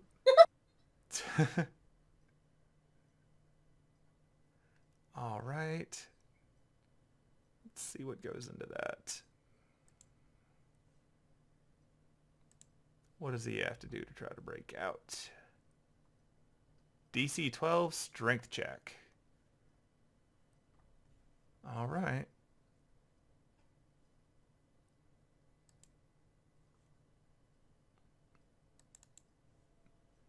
I have so many windows open now. Let's see if he passes. Nope.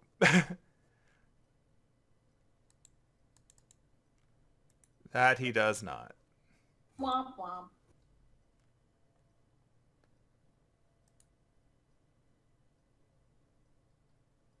Get Leopold. Well, he is still restrained and webbed then. That was his exciting turn. Um, he can't even really talk right now because the stuff is just wrapping him up so badly. And the spiders are obviously still crawling on him because he's in a swarm space.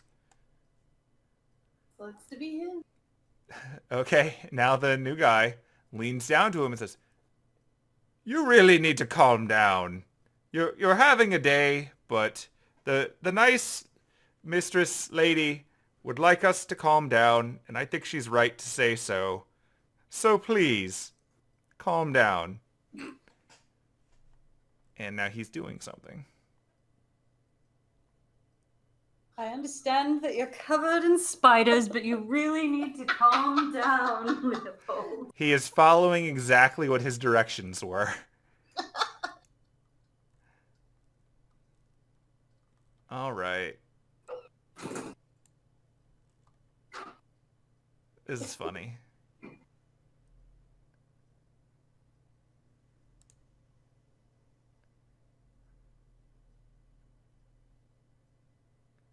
You have day. Maybe don't be so upset by being covered in spiders. And restrained. Oh, this is funny. You guys are ruining these people. So you can see him leaning down and telling him to calm down. And as he does so, he's manipulating something from his pocket. And you can tell he's casting a spell to get him to calm down. And it's not working. Because the difficulty is really, really high in this circumstance. So nope. Leopold is not in fact falling under the power of suggestion, but you've definitely used up another spell from the guy you charmed. So, well, there you go. It's back over to Kwaku, who's more entertained than anything at this point. He's just gonna tell the spiders to boop. Oh no, never mind. I set it up. That's right. So what we're doing is we're having it roll initiative every round, since you can automate that, which is nice for actually rewarding you for having a higher initiative bonus, and it reflects. Because that way, if you don't just get like a really bad roll at the beginning and then all the rest of it's pointless, this greatly favors dexterity characters. So that means it's now Anis's turn. Okay, so... I'll be right back. Let me know if Leopold explodes. Okay. I mean, he's probably about to get jumped on by a panther. So, Leopold is covered in spiders, restrained in spider webs, and I could see and hear his friend telling him to calm down and casting some kind of spell, and it didn't work. Yep. But he seems like he's pretty much not moving or anything, right? Like, he is trying to break out. He's wiggling a lot. He's trying to move his shoulders and his arms. All right. Like, there's a chance he could break out. Like, it's not being wrapped up in something impenetrable. I mean, like, you know that web can be torn. So, he's not completely subdued. He's just not in a very convenient place. Okay, I guess I will. I don't seem to have like a button for pounce. Did it not give you a pounce button? I've got thing to change into it. I've got claw attack. I've got Let me cast look at your save strength sheet. DC 12. Maybe that's it. I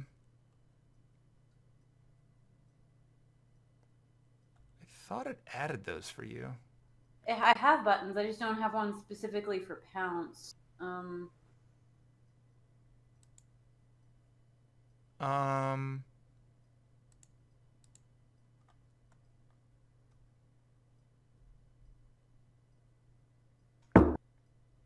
Like I've got effect prone.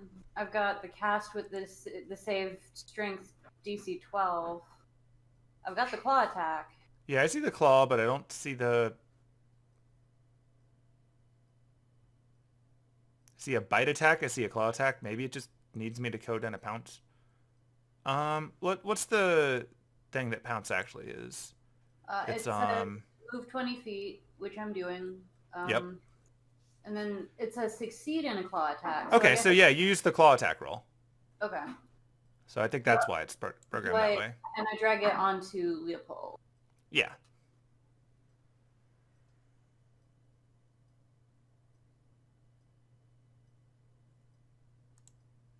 Did I do that right? Let's see. That's the damage for the claw attack.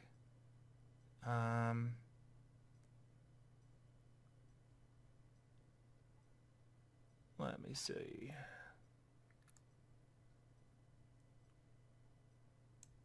Do I need to roll to hit first?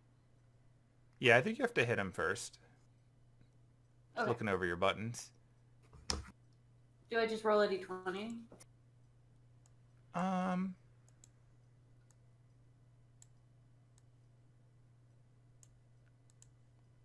So looking over those, 1d4 plus 2 slashing.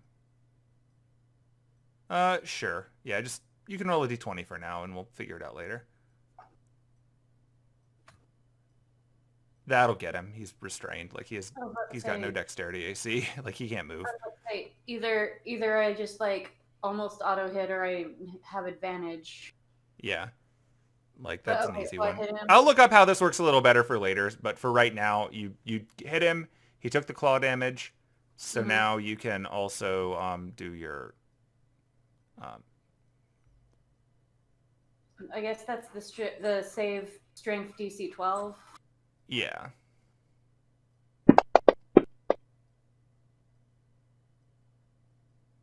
Okay, he did save. Okay. So I've clawed him, but I haven't knocked him prone. Yeah, although he's not getting up if you're staying on him. Like Oh, yeah. I definitely pounced on him. yeah. Like mechanically he's not prone by that, but since he's already tied up in webbing and restrained, like he's very unlikely to get up because now he's gonna have to make a save to get up from that anyway, and then he's gonna have to get out of your space, and you'll be free to claw at him if you so choose. Mm-hmm. He's also in a space with a bunch of spiders. Also, you're standing on a bunch of spiders. I'm not as worried about that. Yeah. One thing I do want to look up. I know. For when you polymorph, you just like the HP is separate from your HP, but I For don't when know you if wild shape. beach. Yeah, I don't know if wild shape it's the same thing.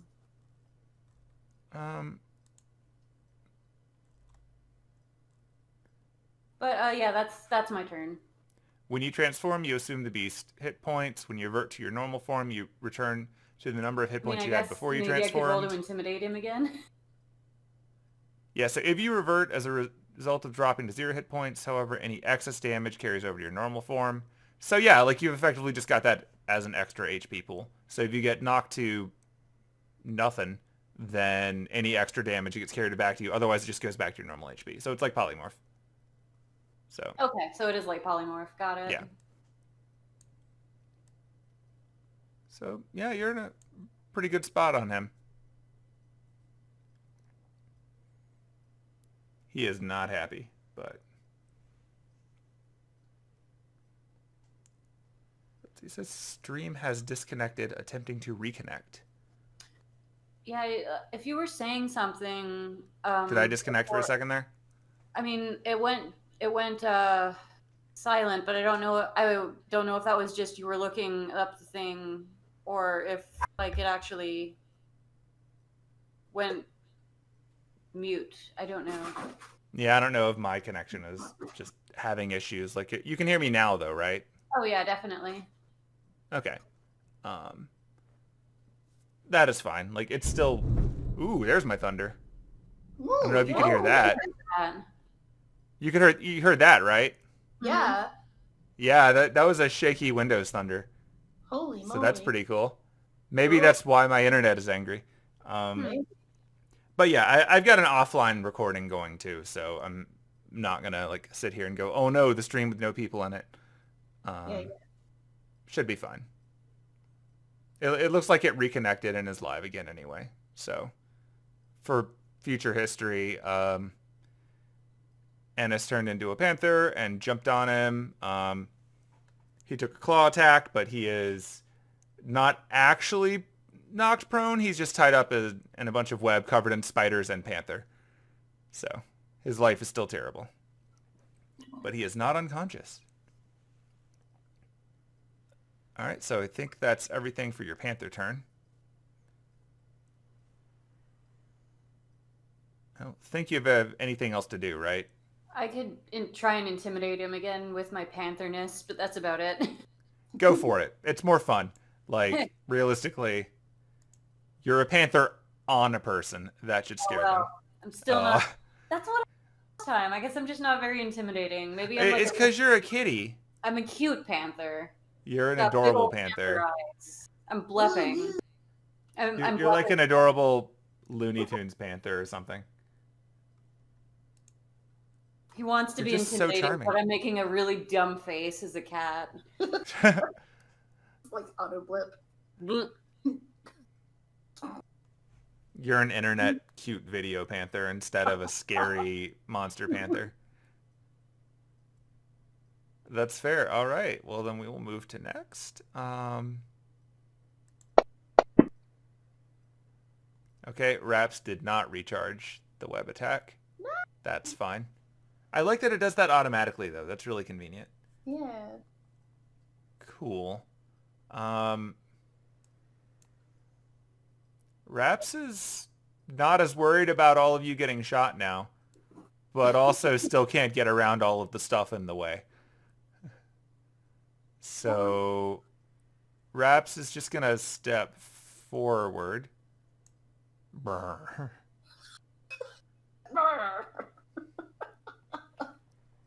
And as a large creature, Raps is going to reach over the charmed person to the one who is wrapped up in webbing. And Raps is going to smash. So. Raps, smash. Brr. He smash? He did. He succeeded. He has advantage because he's hitting someone restrained, so even bad rolls get through. Oh, good. And smash! Rah! Brr. All right, so you can see the numbers on that one, right? You see the damage, I think. Yeah, you did 8 damage? Did 8 damage. Smash. Dang. Okay, so... He's taking heavy damage, apparently. Yeah, he's getting hurt. He's not that durable. Like, mages are not inherently durable. He's not very good at that either. Like, he's kind of a loser. I'm sorry. I'm enjoying the very accurate picture of Anise that has just been dropped in the chat.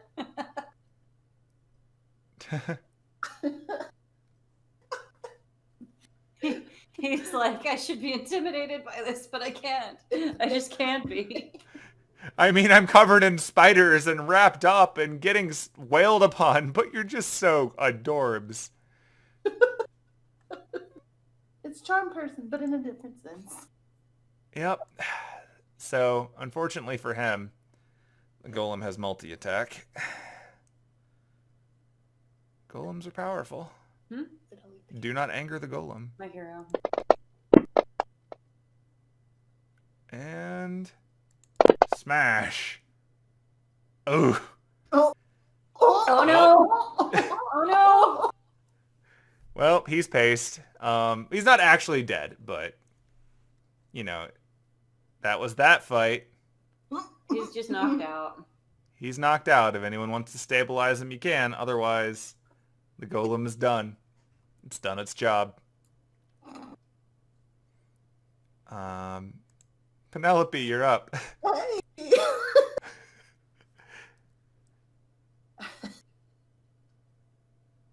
I just started to look at Raps and I'm just like, all right. I think he's good, buddy. I don't think he's gonna be causing us any more problems just yet. But good job. I'm gonna keep him dying. Probably. You said you're going to keep him dying or keep him from dying? Yes. No, I'm gonna cast Healing Word.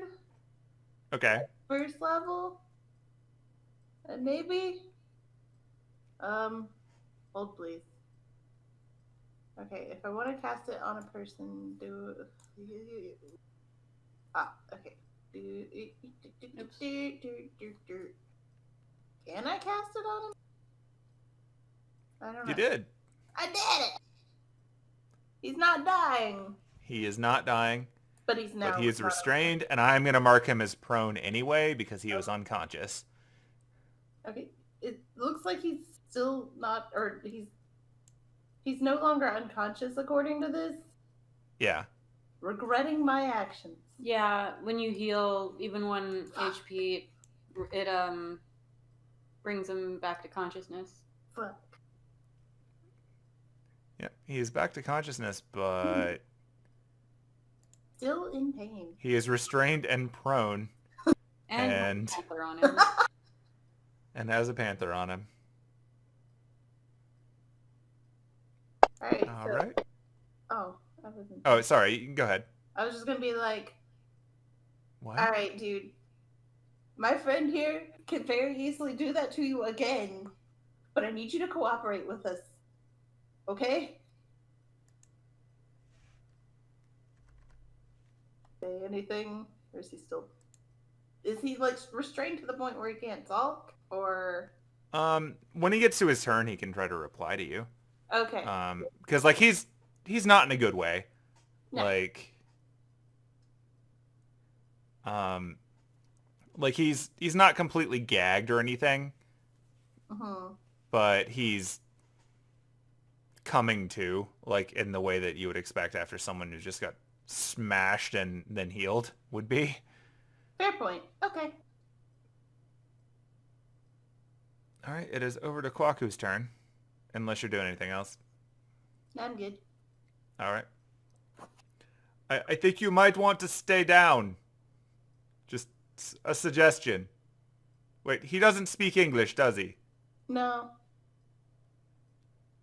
Well, I tried. Raps, stop murdering for the moment. Oh man, and then our one person that can reliably speak German is currently a panther. Yep. Oh yeah, shit, I just gave him that whole speech about calming the fuck down and not attacking him. Can't understand a word. Hey, you've charmed the other person who speaks German. That's true. I could have been like, hey, relay this message to your idiot friend. I mean, he is still operating on the direction to get him to calm down. That's true. That's true. All right, well, Kwaku did all Kwaku's doing. Good job, Kwaku. MVP. Kwaku is all about providing you with the spiders and the golems and whatnot. Like, that's the craft in life. You're not actually supposed to fight. Oh, I've got a thing I can drag onto him that says prone source panther. Should I do that? You can do that when you make him prone. Okay. He's already prone, but if he were to successfully get up, because he's got to roll 2 strength checks here, his life is going to suck. All right, so first up, he's going to have to roll strength to try to get out of the golem wrap. So that'll be a thing.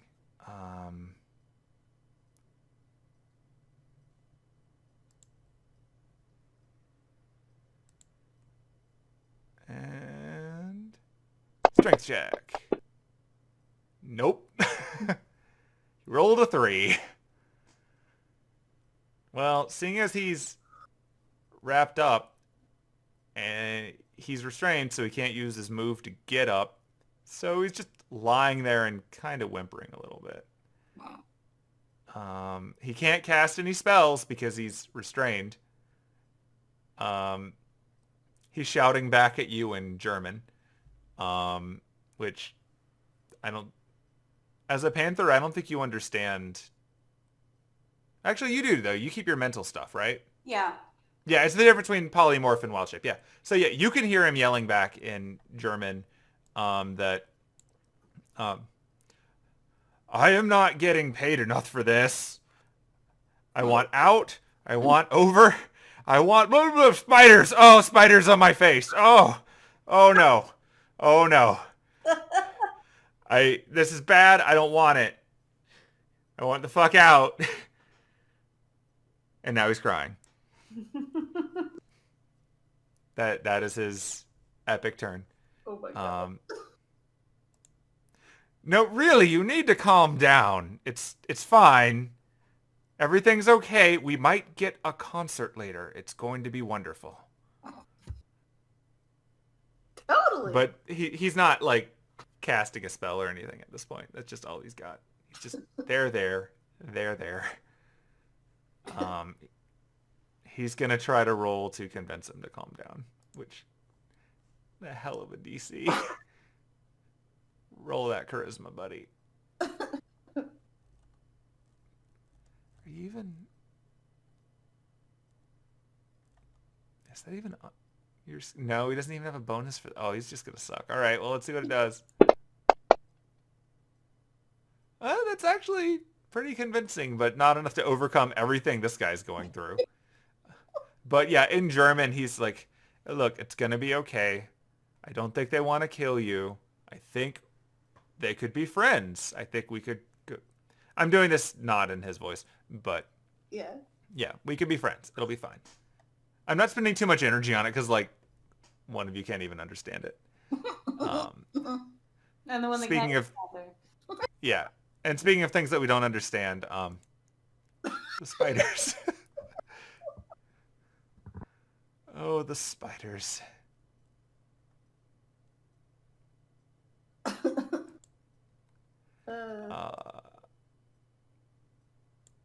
Life is so miserable for this guy, but you know what? Don't be racist. It's our key message here. Yeah. Let this be a lesson to you to never be racist. Or you'll get spiders on your face. Yeah, or you get the spiders. That still miss. How? They rolled 2 5s. Do better, spiders. In their defense, they're spiders. But that is funny. Like, these are not, like I told you before, they're just normal spiders. They are not special spiders. They can't get through his clothing.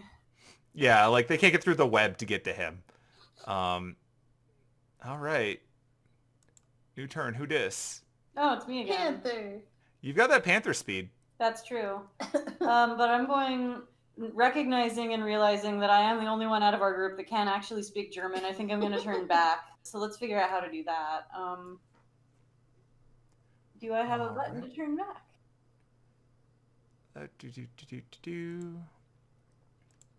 Actions.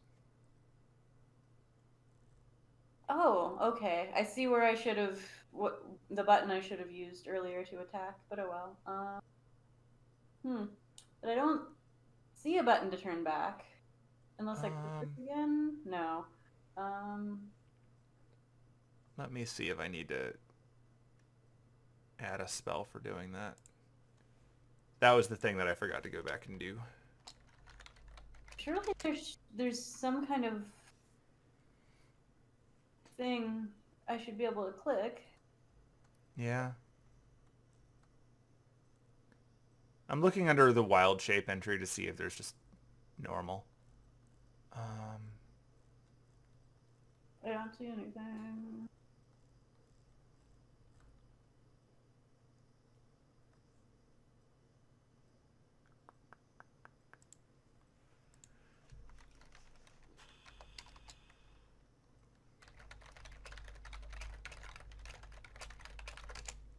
Ah, Fantasy Grounds is not responding. Oh, okay.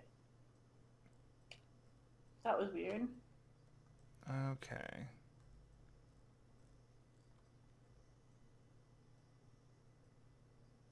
So clicking on it twice doesn't change it back? Using that effect doesn't, no. Okay, well, here's what I'm going to do. You haven't taken any damage yet. So I I'm haven't. going to hit you until you change back. And then we'll figure out the smart way to do this later. That work for you? Sure. I've got a thing that says expend, and I can click on it to expend on next action and on next roll once per modifier. I'm going to set it to on next roll and see if just rolling a random d20 does anything. Okay.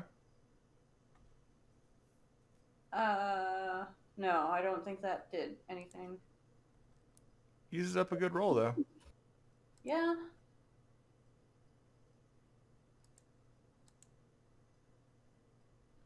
Alright, that didn't do it.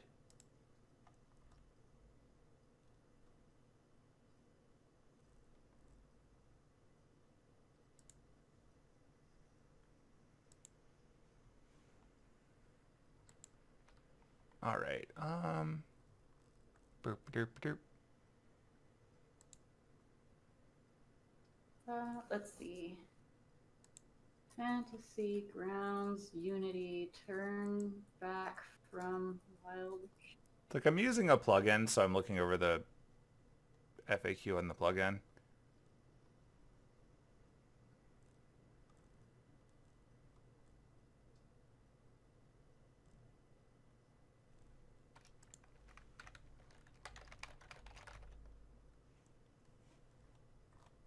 It's one of those things that's going to make life infinitely easier later, but while we're learning it, it's special. Yeah.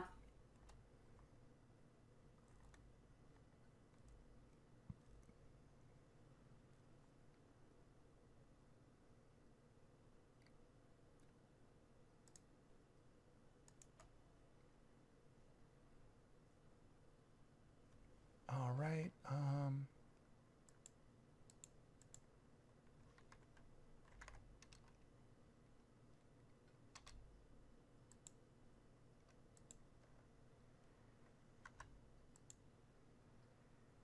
Oh, so you're using a specific thing for all of the stats? Because I Yeah, and it's a lot I'm of using a people, plugin. okay, it's a lot of people asking how to do that from 2015. Like how to make it happen magically or how to change it back. No, how to like get it to change to a monster in the first place. Gotcha. Yeah. That's not a default thing. All right, here's what we're going to do. I'm just going to get our good friend Raps to take care of your problem.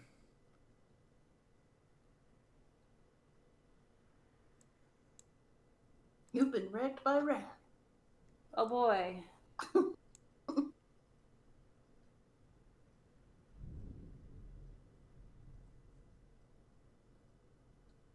Gonna temporarily pull that down here. Okay, so I should have 13 HP, but the combat tracker says I still have 15. I think you... Yeah, it does say you have 15. Mm-hmm.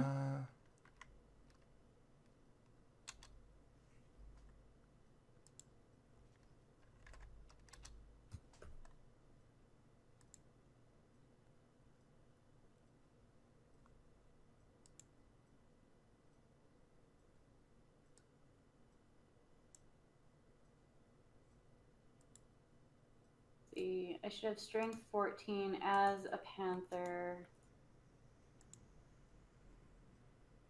But I have strength 13. I don't know that it actually changed my stats. Oh, did it just not work? That would explain why it's not changing back. Yeah. Or maybe I did it wrong. Anyway, I changed back. Woo! I'm a human. You did it. Or half human. Like, if your stats are the same, then we're fine either way. Yeah. It looks like... We'll play with it later when we're not gaming. We can figure this out when we're not in game. Yeah. Yeah, so you've transformed back. I transform back. And I just look at Leopold and I'm like, I can turn back anytime I want. You'd better start cooperating with us or at least calm down. In German. This isn't worth it. I just want to go home. And I'll relay to everyone else, like, basically what I heard them talking about in German before. Basically that, like, new guy is trying to get Leopold to calm down. It doesn't seem to be working. Ooh. Trying to see if there's anything else I can do. Maybe take away his weapon. Yeah, that's a good point. Yeah, I will. Is it like wrapped up with him or? He dropped it. It's just next to him on the ground. Okay. You can just grab it. Also, since you are definitely the closest one to him, make a perception roll. Okay. That I can do.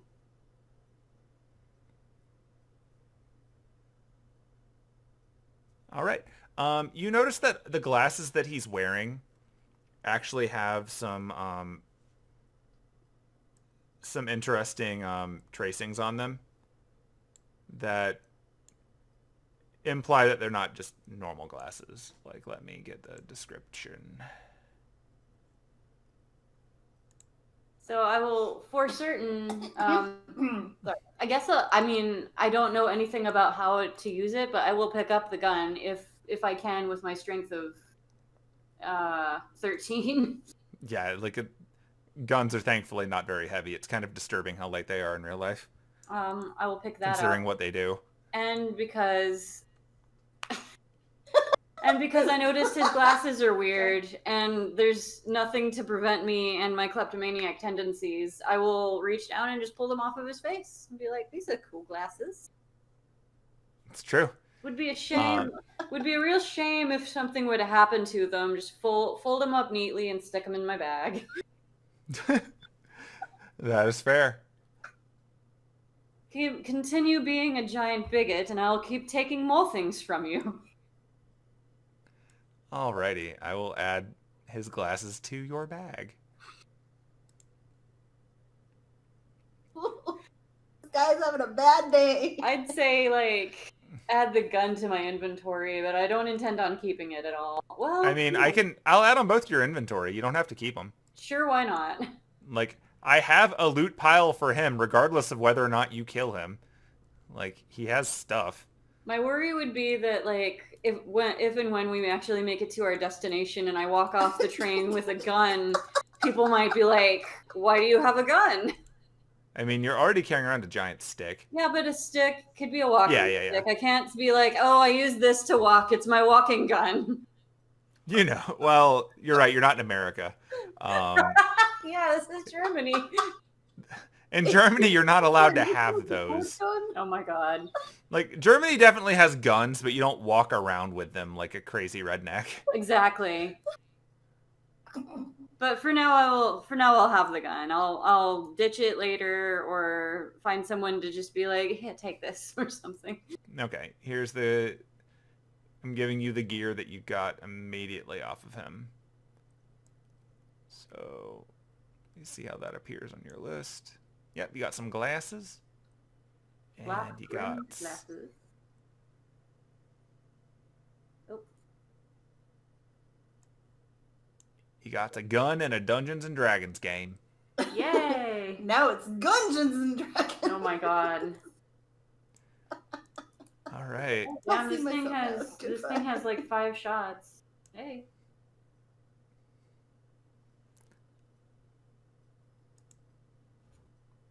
Yep. It's got 5 shots, and it is loaded, because he's had plenty of time sitting there to load it. And I'm not so like technologically inept that I don't know like a basic you point a gun at a thing and then you pull the trigger. Like, you know what a gun is. Like, yeah. I don't know if I could reload this thing, but right. But I'm not pointing it at him. I just have it like over like the strap over his shoulder, keeping it away from him. That's fair. He's sort of like resigned that this is his fate at this point. Fate? You've taken away his weapon. Oh, no. You've taken away his weapon. You've taken his glasses. Like, fun fact, if spellcasters actually need glasses to see, taking away their glasses is a real dick move because they probably can't cast ranged spells anymore. So, that's always funny. What? Neat. So yeah, that's an eventful turn. Yeah, that's my turn. All right. I guess I'm still in the same space as him. Yeah, you can move if you would like to not be covered in spiders as well. Yeah, I'll just kind of... I want to stay within, like, range of him so I could potentially, like... Yeah, you can do that. With a stick or something, but... Yeah, we're not super enforcing the lines. I don't want to be up in this dude's business either, so I'm just going to kind of hang out away enough that spiders won't get on me. Sure. All right. He's up next. Oh, yeah. Forgot to enter. You did that for me. In fact, I think we're pretty much done with combat now, right? Like, he's given up. You've charmed the other one. Mm-hmm. We don't have to stay in combat turn order anymore. So, you did it. You accomplished victory with no damage taken.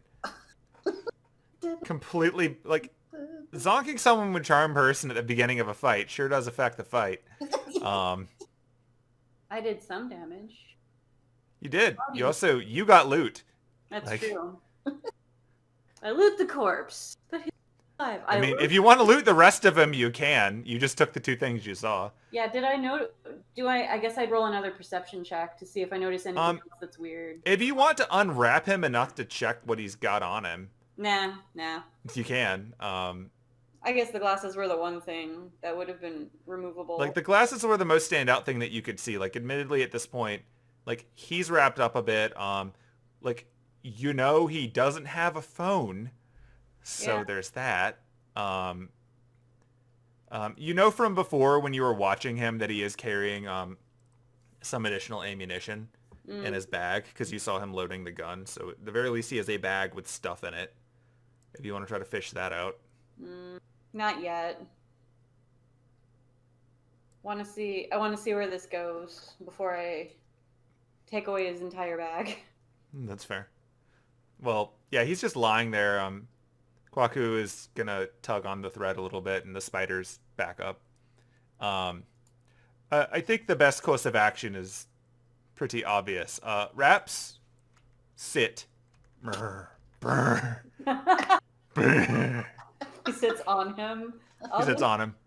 I'll come over here. Yeah.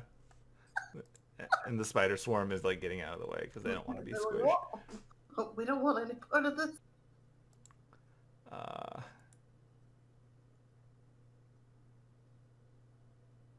The new guy, Elias, he speaks English, right? Because he was able to talk to Penelope. That is a good question. Yeah, he understood what she said at the Okay. very least, and he did speak back to her in English, so that was Okay. enough. Yeah. So I don't need to interpret anymore Nope. for him anyway. I don't know. All right. Well, as promised, he's calmed down a bit. As calm as one could be in this circumstance. So I'm going to send a message to the others. Should I tell them to join us for the concert, or? Oh no. They can go home. It's fine. It'll be a problem for you two. Oh well, we are very fortunate. You're so generous. Speak nothing of it. Okay, so he pulls out his phone again and he's Tell them to typing come away. and they can leave. What? Oh, we thought you cut out. Oh no, nope. He's sending some messages. I guess I'd have to get closer to him and be obvious about trying to see what he's sending. You can. Now here's a question. I know we had our luggage earlier when we left the luggage cart. Did we keep it with us this whole time? I mean, Or- when we were heading over, I said I had left the bigger backpack in Kwaku's room, so Okay. I would assume you did too. You might have brought a musical instrument with you. Yeah, I'm just trying to think if I did bring. What would you have done? Would you have brought everything, or Not everything. Yeah. I'm just trying to determine whether or not she would have been like, I need to bring my instrument with me. I mean, you probably brought one of them because you're casting a spell. Yeah. Yeah, She knew there was probably going to be some kind of fight. because she's got the big instrument and then she's got the smaller instrument. Yep. She has not pulled out the smaller instrument yet. That's your case of emergency instrument. I can't wait until there's an emergency so I can use that instrument. It is in your inventory and it does have a picture now. It has a picture? Oh no. It does. Oh no. They both do, but yeah. No, I'm, I'm trying to populate each of your items with pictures as they become relevant. Now I'm like, oh, no image for that, no image for that. No image. Oh. Ah. I need to get you a picture for your tea kettle. Yeah, I was about to say. And you can, I guess, take that beer stein out of my inventory. I mean, you want it back? The guy who took it's right here. Does he have it? Is it in his? It would be in his bag. I guess. He hasn't had a chance to take it anywhere yet. Oh, that's a Like, good point. he took it from you and then he got wrapped up in all this nonsense. Well, It's probably in his bag. Now, Raps is sitting on him, so I don't think his bag is very accessible. Oh no. Please see the secret instrument. The image doesn't load. It doesn't load. I probably have to share it with you for some reason. All right, hold on. Do you want to keep that a secret or do you want me to let you see it? Keep it a secret for a rainy day. All right. For rainy I'll share it with you between sessions so it doesn't appear on the screen. Okay, cool. Oh yeah, the other one's not showing up either. So. All right, well, the other one you just used, so I'll make that one appear. I forget that I have to make images visible even though they're on things you've identified. Yeah. That is a weird choice for design standpoint. Yeah. All right. So suffice it to say, you've accomplished your objectives, and you've got a friend for at least an hour, and the next train stop is coming up in just under an hour if you want to send them on their way. Yeah. The next train stop being where they would, Where they would get off and go. like the next train stop is before your destination, but it would be where you could drop them off and It's probably presumably if they were getting any more Mhm. reinforcements before you leave, it would be there, but he's rapidly calling off whatever's going on that end. I will try and get a little bit closer and see if I can read what he's sending.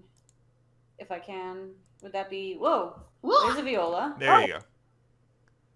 I clicked. That's the one that you just used, so I made Yeah. that one visible. Would that be perception? Are you searching him? Or just trying to look at his thing? I'm just trying to look at his phone. Yeah, that would just be perception. Like, if you were going through their stuff, it would be investigation instead, but that's a good number. Okay, yeah, you can absolutely read the messages that he is sending. Are they in English or German? He's actually sending messages in English. Oh. If you can believe that. Let me see. I appreciate the fact that in a modern setting, you can absolutely use phones the way that people used to use. Sending spells? Like random sending spells or journals or notes or scrolls. Like you can actually just pull up a phone and it works just as well. Just want to make sure that what he's sending is still accurate. Since the adventure did not go the way that he thought it would.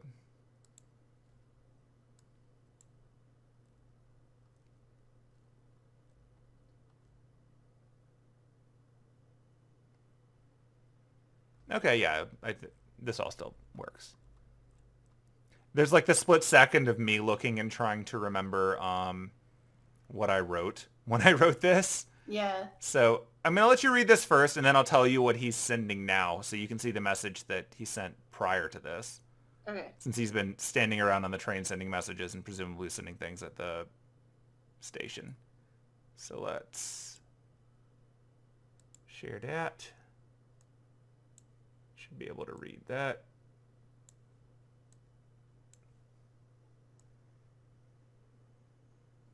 Well, someone sounds entertained. Sorry. You're supposed to be entertained. You're playing a game.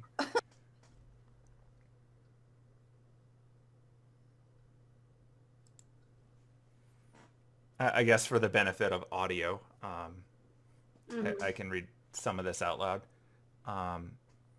So yeah, the modern mobile device doesn't contain any contacts, photos, or anything to imply it's a long-term personal phone. A single SMS conversation can be found. Standing by to board at mines. Mysterious other thing. Good. Elle may be compromised by unplanned phantasmals. Suspect elf or half-breed and a hobbit. Elves make my job harder. Are you sure this spider's worth it? Yes, we understand your limits. Wait a damn minute. This isn't about my limit. It's about the risks and the timelines. I'll do my part, but Elle fucked up and got made early. Locking things down until Cologne would be pushing it. We have shifted the plan and rerouted other assets to Koblenz. You had people in Koblenz? No, freelancers. Who the fuck did you hire? A and K were in the area. Suboptimal but fortuitous all the same. Oh fuck no! I'm not getting on a train with K. We'll never make it to Cologne. If you do your job, the freelancers will do theirs. Would you rather engage the spider yourself? If K gets on the train, you won't get the pot you're looking for. You leave that burden to A. Your pay is not contingent on their success. Keep things off the radar and clean up behind L, and you'll be paid accordingly. Fine, but I don't want any bitching when your prize spider shows up in an ashtray. I'll cover this up and keep the association off our backs. The train's coming in now. Be wary of the unknown phantasmals. Variables complicate equations. No shit. Okay, going dark until the train's secure. Tell L to get his shit together and meet me at the front. Followed by the more recent messages. No problem! Everything is great. I don't see those. No, they're not there because I didn't type those in advance. Okay. I had not planned out the charm scenario working so well. So I'm just reading to you things as he's typing them now. Gotcha. Don't worry about it. It's fine. We've taken care of the problem. And no need for the freelancers. We'll save the money. They're unnecessary, and quite frankly, the train doesn't need that problem. I just put men out of a job. All right, the all caps replies. Have you been compromised? Absolutely not. We've taken care of the situation. There are no problems. I'm very good at my job. I can charm anyone, and I took care of everything. That's unexpected, but welcome. We'll tell them to hold back. Excellent. Well, now if you'll excuse me, I've got a concert to catch. You've got a what? Don't worry about it. And then he flips the phone closed. Don't worry about it. Fine. Gosh. So, there you go. Okay, so Penelope starts like prepping her viola and just starts playing. Mm-hmm. I'm gonna hold, please. I just had a train of thought. Okay, so yeah, she's gonna play like a full like 5-minute song. Okay. I can't tell you for the life of me what that song is. Don't care. You What? get to make a playlist later if you want. Yeah. I'll totally make a playlist. It'll be great. No worries. The spiders dance along. Good. It's like a Disney movie back there. I was gonna say, who all is listening to her play? I am. Okay. Kwaku is chilling. Okay. But like he can, like everyone in the car can hear you. So. Okay. Cool. So I'm gonna use one of Penelope's fun little features.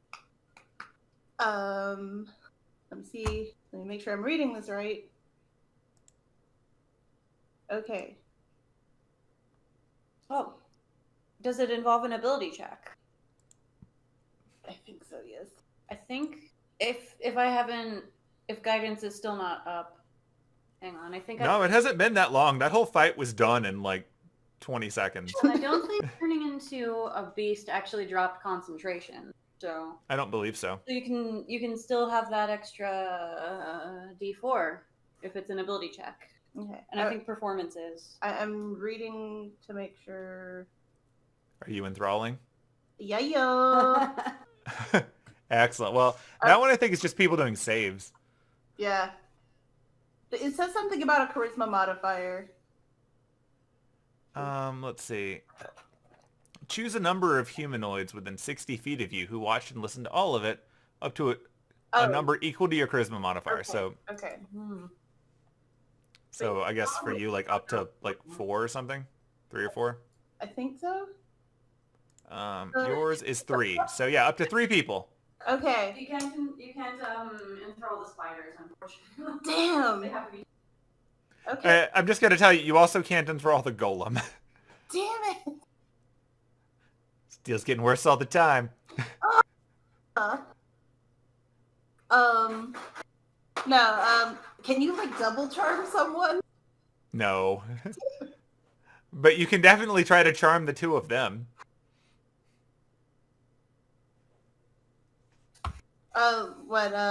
Kwaku and Well, I meant the 2 guys in front of you. Like, you can absolutely charm someone while they're already under charm if you want to just do that. Alright, so Double yeah. charmed. Basically the 3 guys who are not a golem. Oh, so you're going for Kwaku also? Yeah, why the hell not? Okay. Alright, everybody. All right, wisdom saves for everybody. Wisdom saves. You get a wisdom Does that save. But include you get me? a wisdom save. You don't get a wisdom save. Okay. Because did not target you. I only get 3. All right. I don't think you have a button for that. I don't. I'm going to make a button for this for you later so that you can do that. Cool. Because that's fun. Yeah, oh yeah, because it says you can't use it again until you finish a long or short rest. I mean, you know. Short rest is like half an hour. About, yeah. So Yeah. Like, short rest length depends largely on whether or not you have a bunch of warlocks and fighters abusing it. Which we don't. So, it's just like a reasonable taking a break kind of thing. It's like Cloud sitting on a damn bench. Mm-hmm. But if a target succeeds on its saving throw, the target has no idea that I tried to charm it. Which is why it's fun. It's a fun power. Woohoo! All right. Saving throws. Do. All right. Why that button's so tiny? button. Oh, Kwaku nat 20 that. Oh. You're not charming the boy. Oh. Damn. Using up his nat 20 though. That was unnecessary. Oh well. I'm sure he wishes he had that for something else later, but them's the game. Wah, wah. Alright, you NPC bastards. Get up here. Make some wisdom saves.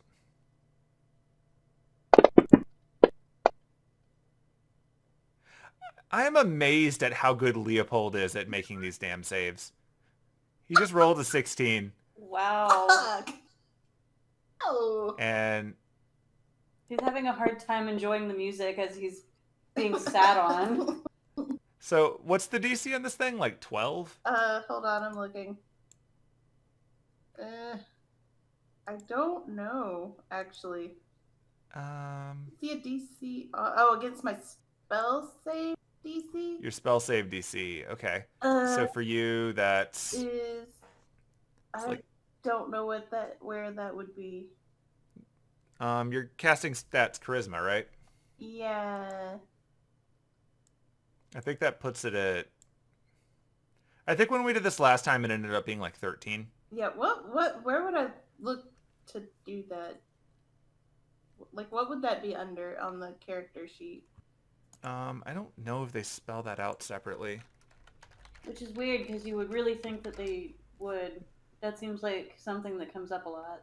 Yeah, so it's 8 plus your spellcasting ability modifier, which is 3, plus your proficiency bonus. So that's another 2. So yeah, it's 13 for you. Okay, where is any of this information? I just looked it up. Oh, I'll make a note on your sheet right now okay. because that's gonna come up again. Yeah, because I have no idea where to look for I don't know why it should just be there. Maybe I'm looking, like, I looked under abilities. I don't... I feel like it should be on the sheet. It kind of- should. yeah. It's not on. I have to look it up all the time for my other character because that's not on the sheet anywhere either. All right, I'm gonna add it to your sheet. All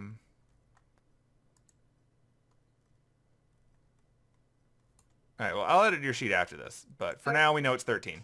So, all right, well, yeah. So just so you know, Kwaku rolled a 20, Leopold rolled a 16, and the other guy rolled a 17. Oh, So no. they all beat your 13 even before modifiers. Dang it. But yeah, this guy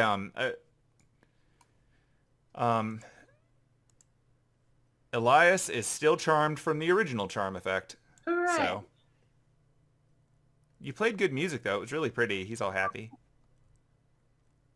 All right, so after she blah, blah, blah. After she finishes playing, she's like, okay, Elias, I have a favor to ask of you. Of course. So, what's the name of the guy that you're working for? Like, who is he? I'm curious. You mean the boss? Yeah, who's your boss? Oh, well, it's a funny story. I don't know. Oh. We get messages, we show up. It's kind of a funny situation. You see, we all get contacted, but we don't know. We're just sent a phone in the mail. Oh. Is there a return address or? Not as such. It's usually like P.O. boxes. I've never really looked too far into it. All I know is that whoever sends us the phones also sends us the money and the instructions. Okay. Do you guys have like a group, or is it just like? Are you guys just? We get contacted and activated at times. We usually get together for missions. Like for instance, this one. We knew that the spider creature over there was traveling, and that this was an excellent opportunity because we've been looking for just such a creature. Okay. Why were you guys looking for him? Like, what's so special? What about my friend over there it made you want to look for him? Oh, well, like, so for starters, he's associated with the Mages Association, and we don't really like them very much. So, like, that's the point in favor of dealing with this. But also, he's quite capable of making very useful tools, and when you hunt monsters, useful tools are helpful. So the ideal would be to, capture him and, put him to work. But in a pinch, he's still a horrible monster. And if we had to put him down, we would. And then we would, use his various parts to fulfill various rituals. That's kind of rude.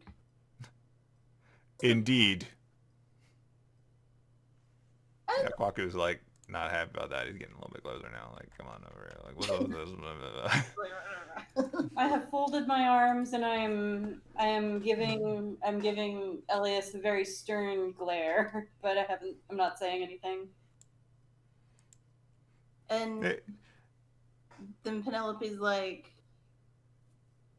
so, okay. My buddy Kwaku over here. Why would Leopold over there come and attack us too? Because that was also kind of rude. Oh, well, first of all, he's a fuck up. I'm not being subtle on that. He is a fuck up. And this is all funny because he's saying it in English and Leopold doesn't understand that he's even... Like, he hears his name and he hears the tone, but he doesn't know what you're saying. So he's just whimpering as the golem continues to sit on him.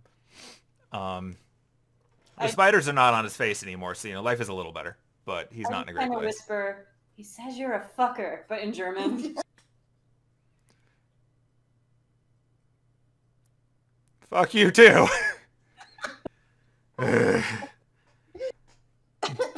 But yeah, so essentially he's not very effective. His job is just to keep an eye on him so that if he gets off the train before the expected destination, then we know where to find him.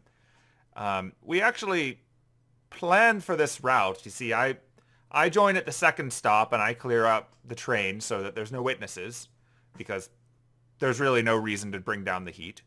And then my job is just to keep him here until we get to Cologne, at which point we will, apprehend him as peacefully as possible or as violently as needed and take him on to the destination, which the crew there will know. Neither one of us are really meant to fight. Obviously.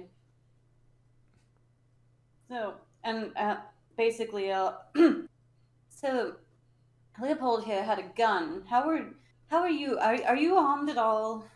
Were you just planning on using your magic, or do you have any weapons? I have a knife, but it's not much of a weapon. It's more just for convenience. Gotcha. You don't go after spiders without the ability to cut things. You might get stuck. More of a tool, really. But beyond that, no. Like, I'm a mage. He's not much of a mage. I'm actually quite an accomplished mage. And I can handle most situations with magecraft. Oh, that's quite impressive. Although I'm not as foolish as other mages. And he's very clearly trying to, like, look impressive to Penelope at this point. Like, most mages are like, I'll just use magecraft and I'll do whatever I need to do with magic. But they're foolish. There are limitations. So my main trick is to isolate someone and then I'll just cast a little hold person on them. Hold them in place for a while and then I'll apply this. And then he reaches into his coat pocket and he pulls out a little box and he flips it up and you can see there's some syringes in it. Ooh. Knocks them right out. Oh. Oh, mind if I see that? Looks over to Penelope. Yeah, she's totally good. You can trust her. You can trust her. Oh, well then by all means, here you are. Just take it and put it in my bag. All right. This is the most fun looting ever, by the way. Slowly moving items from inventory to inventory. I think I know which party member gets the bag of holding if we ever find one. All right, let's take that off of his list. Penelope's just like shaking her head. And despite how much I, Kim, am laughing, not Penelope, you're Penelope. And does this with a completely straight face. Just puts it in her bag, closes the bag, puts it back on. There you go. You now have 3 syringes of liquid in the box. These are sedatives, right?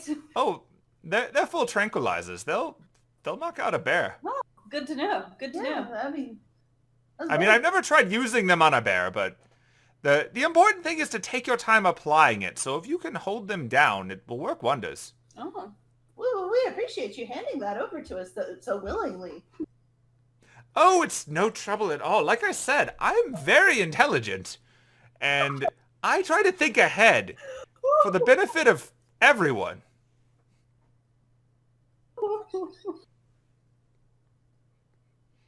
Oh. Is there anything else I can do for your mistress?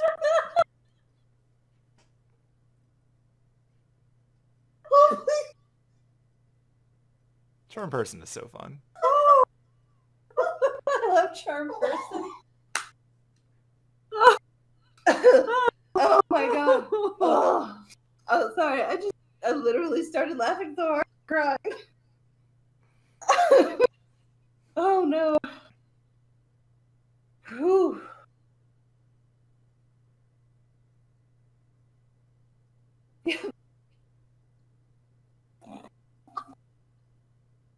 Sorry. So why are you on this train? You were unexpected. We were not expecting to see any of the likes of the two of you here. We knew about him. I mean, it's hard to miss him. But the two of you were unexpected. Just on a sightseeing journey through Germany. Wanted to do some camping. Elias, I am offended. You don't even have a ticket to my next concert? You don't know that I'm a Oh. I wasn't aware that the schedule had come out yet. In fact, I wasn't even really aware I was a fan, but now I'm mortified. You should be. Tell me, are they on sale? Can I buy one right now? Yeah. Do you have 5 gold on you? I have money. Take everything that I have. Here, hold on. No, you don't have to give me the whole thing. Just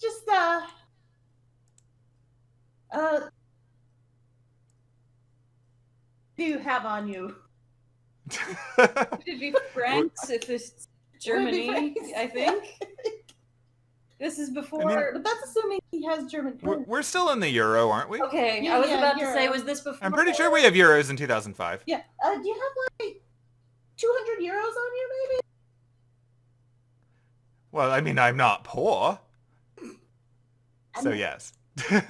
Yeah, now this is a special discount just because I know you're my #1 fan. And she just like takes a piece of paper out of her pocket and just like quickly just makes the shittiest looking ticket just known to man. It just says like VIP on it. Has like doodles a couple of hearts on it and then just hands it over to him. I got an autograph. Splendid. Sure. Sorry. There you go. I've added 200 euros to your treasure. We'll convert them to gold later. Okay, cool.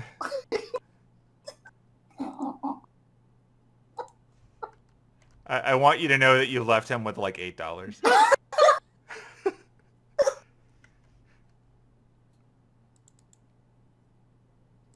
So that's fun. Oh man, he's gonna have a time later. Well, this is wonderful. I mean, So would you like me to accompany you to your destination? oh no, it's good. I mean, I've got my bodyguard here. She points over at Raps, and I really don't like the fact that you're attacking my friend over there. She points at Quack and is like, Is it the racism? Is that what's bothering you? I mean, that's a big part of it, yes. But he's Oh, also it's my always a bodyguard. thing. He's also my bodyguard. And then she's my bodyguard. I'm glad you are so safe. Yeah, I'm incredibly safe, but you guys were making it real hard. Well, he is an asshole. Yeah, Do you want me to make him go away for you? Because I can. that'd be lovely. Okay. If you guys both so- get off at the next stop. So he's reaching down to pull him out from under wraps right now. Oh, jeez.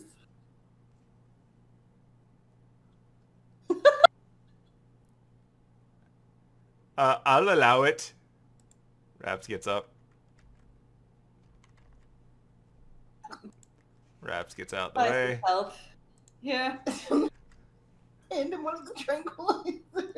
Because should we perhaps make him tranquil? I mean, I suppose you could. It'd probably be the more humane thing to do. Yeah, just do Okay, it, yes. just do it. I'll take one of the syringes out and hand it over to Elliot.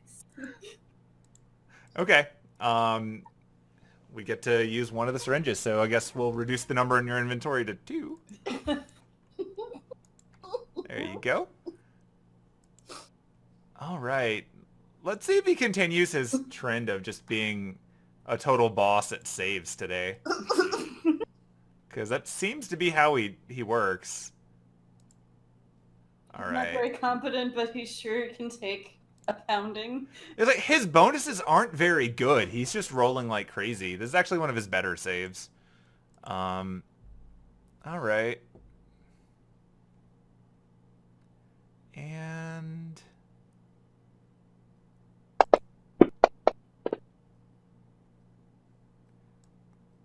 okay, so he does pass the save, but I'm gonna share with you how it works because you get to see it. Oh, okay. So let's just pop that open for everybody. All right. So, It has to be consenting or helpless. Well, well, that makes it a higher yeah, difficulty. so he passed the 14. Okay.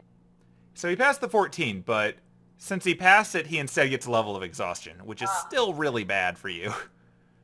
Like, that means he'll now have disadvantage on checks until he takes a nap.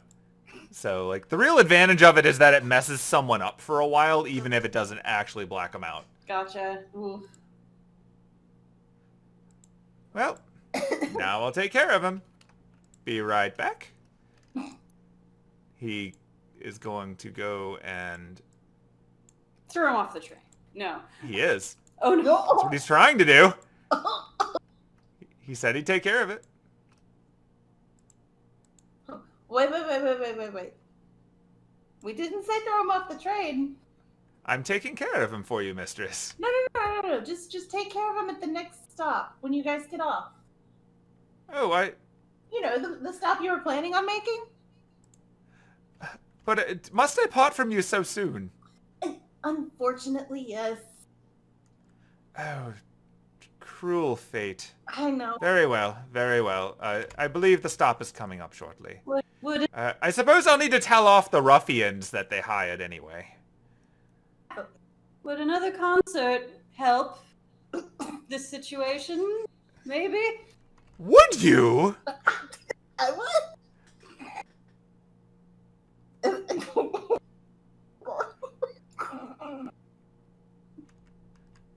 Stop whimpering, she's singing.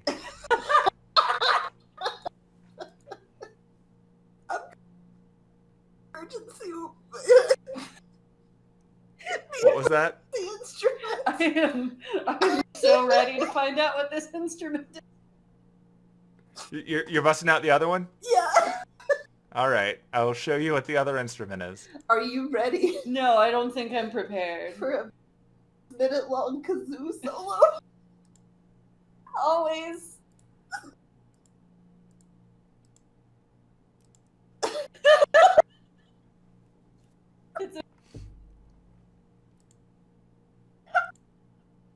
There you go. Just like, you know how we had to like sew the elastic into the dress for the girls during tots for their kazoo? Oh yeah. Just picture that, just with Penelope's skirt. She just pulls it out and just starts dooting along on the kazoo. Oh, it's truly music to my ears. Hang on, let me check what I can do with Druidcraft. I can create an instantaneous harmless sensory effect, so I'm gonna make it look like you're glowing. You're just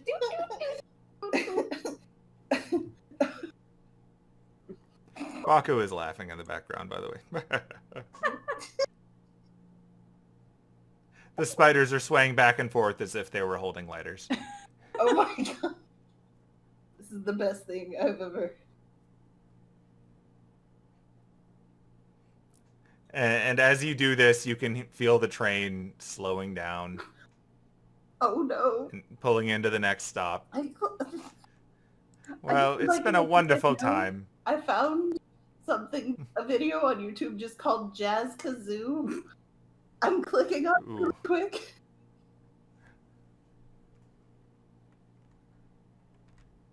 I imagine that's a very responsible thing to exist. Oh no.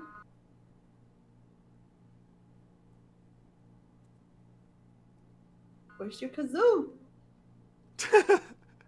Disappointment. Oh. You all right?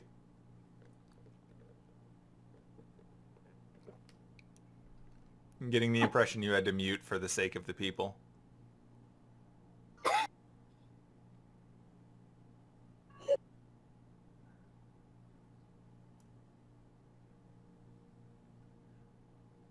Did you die?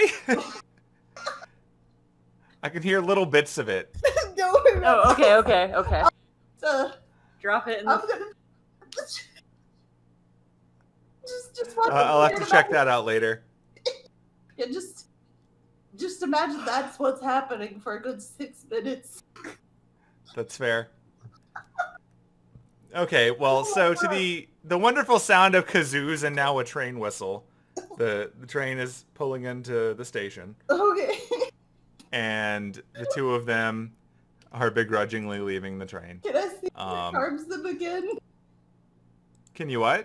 Can I see if it charms them again? Oh no, we didn't do a short rest. Never mind. I think you need a nap.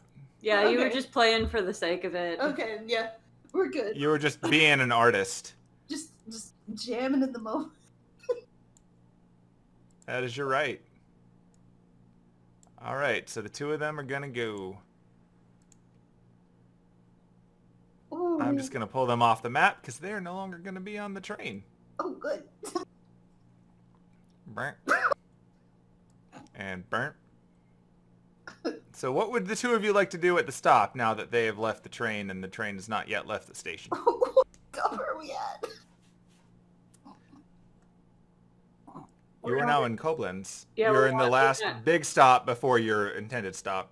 Yeah, we're not quite at our stop yet. I mean, I guess we can go back to Kwaku's room and actually order that ice cream.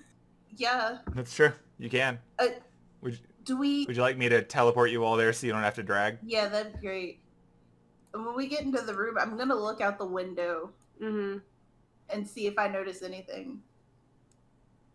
Oh God. Yeah, like as we're making our way back, I'll keep my eyes open. I guess that'd be a perception check.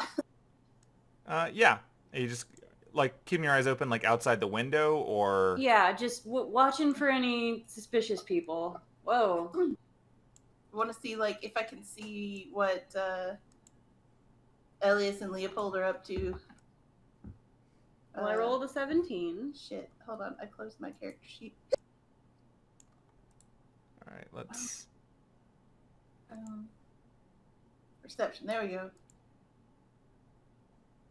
drag everybody's view down here. Ooh. I rolled a 15. Boop. There you go. All right, so you both were looking out the window to see what's going on? Mm-hmm. Yeah. See if any All right. people are boarding that look suspicious. See if I can spy our two friends. Yeah, so the two that you know, are begrudgingly like walking off the train. Um, when they get off at the station, um, you can see two other figures that were clearly standing and waiting that look way out of place from everyone else. Like they are likewise not carrying luggage or anything like that.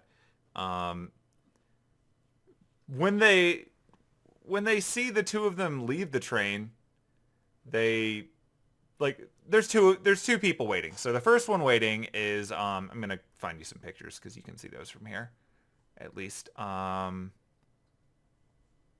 do do do. So first up,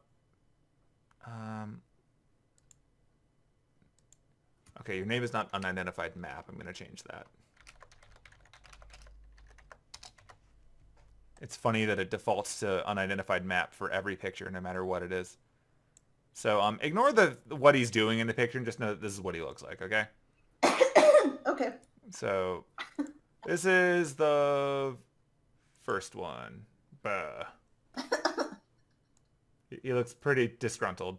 He's not super happy to be there, but he actually is dressed that way. Like he's wearing a scarf and a coat and all that. It's kind of cold outside. He's a cranky boy. He's not making dinner, but he is otherwise there, and he doesn't look very happy. And the other one is this guy, who's also not an unidentified map. And look at him. Mm. He looks remarkably chill at first until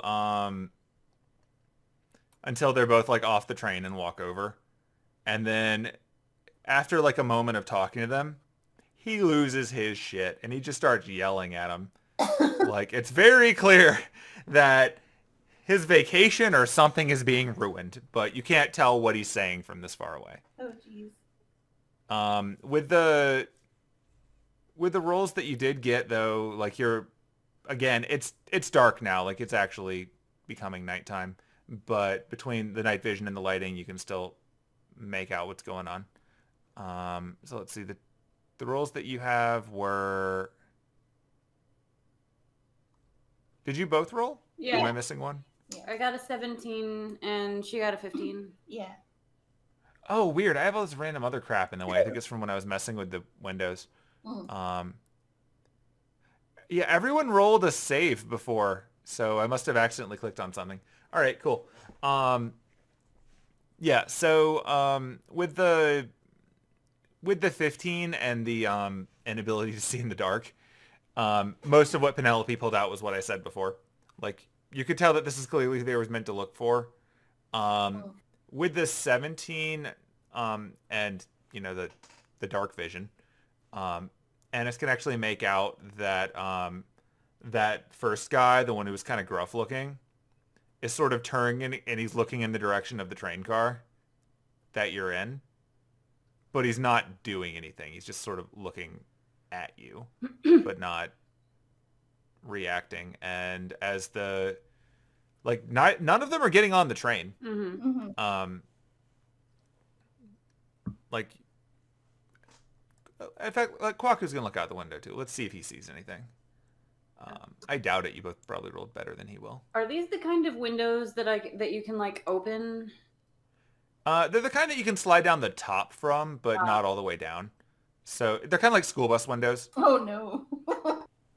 Like, it would be very difficult to crawl out and die or to stick your arm out and get hurt, but you can definitely let some air in. I was gonna like wait until the train was like basically to the point where they couldn't get on and just yell at them, but nah.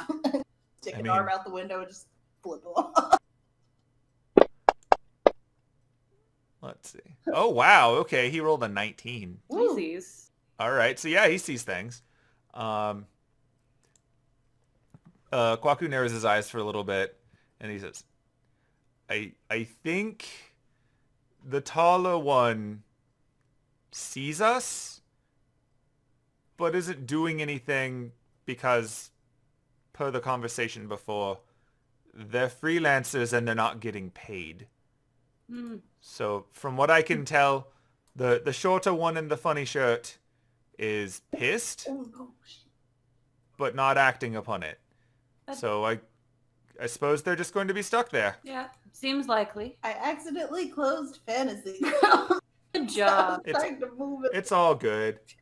Don't worry about it. We're probably at a reasonable Stop at chilling the point. We're not going to need the maps anymore. Mhm. So you've resolved the conflicts without having to fight everybody. Yay! And honestly, you didn't even take any damage. So Yay! that's fun. What it means for you in the meta sense is that you still have a golem. Because they're helpful. Hooray! And so, let's see. You reconnected, okay?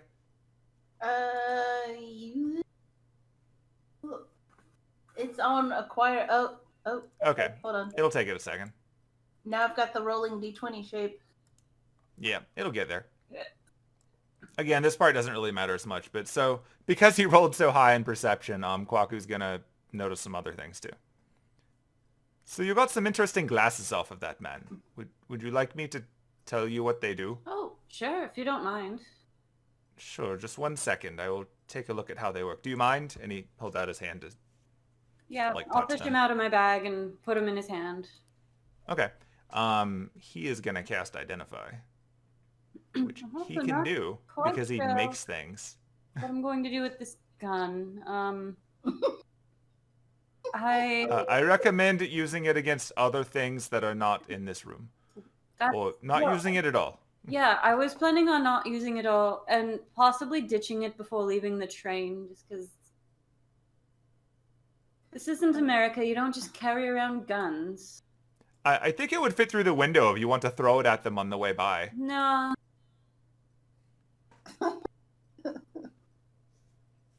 This way they can't use it against other people like us. That is very true. We have to still have Leopold's bow. Yep. Oh, good time. All right, let's go to your inventory and identify a thing.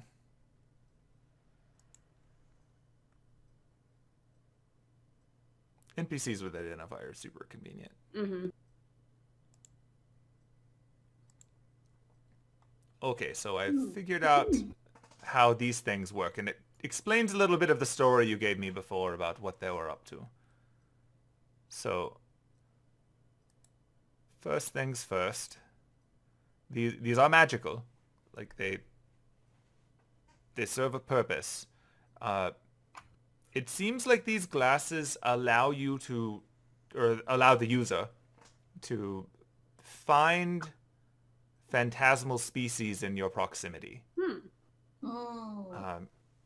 It looks like while you're wearing them, if you channel just a little bit of mana into them, you can take a look around, and the color of the lens will shift in the hue a little bit. It will tint into a more of a red color, and it seems like the more phantasmals or the stronger phantasmals are within, I would wager about 30 feet from the identification, the darker it will get.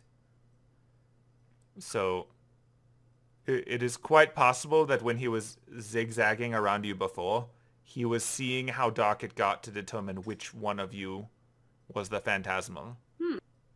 Until presumably he was able to determine that it was both of you. That said, I believe there are some limits to it. For instance, he couldn't seem to tell when he was in the bathroom. So it probably can't actually go through things that it can't see through.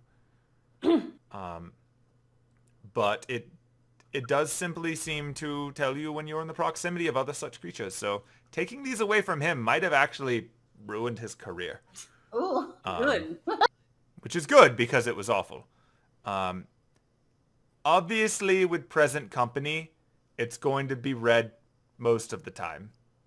But I would wager that around stronger phantasmal species with greater mystery than ourselves, they would probably get more red, so it may still be useful.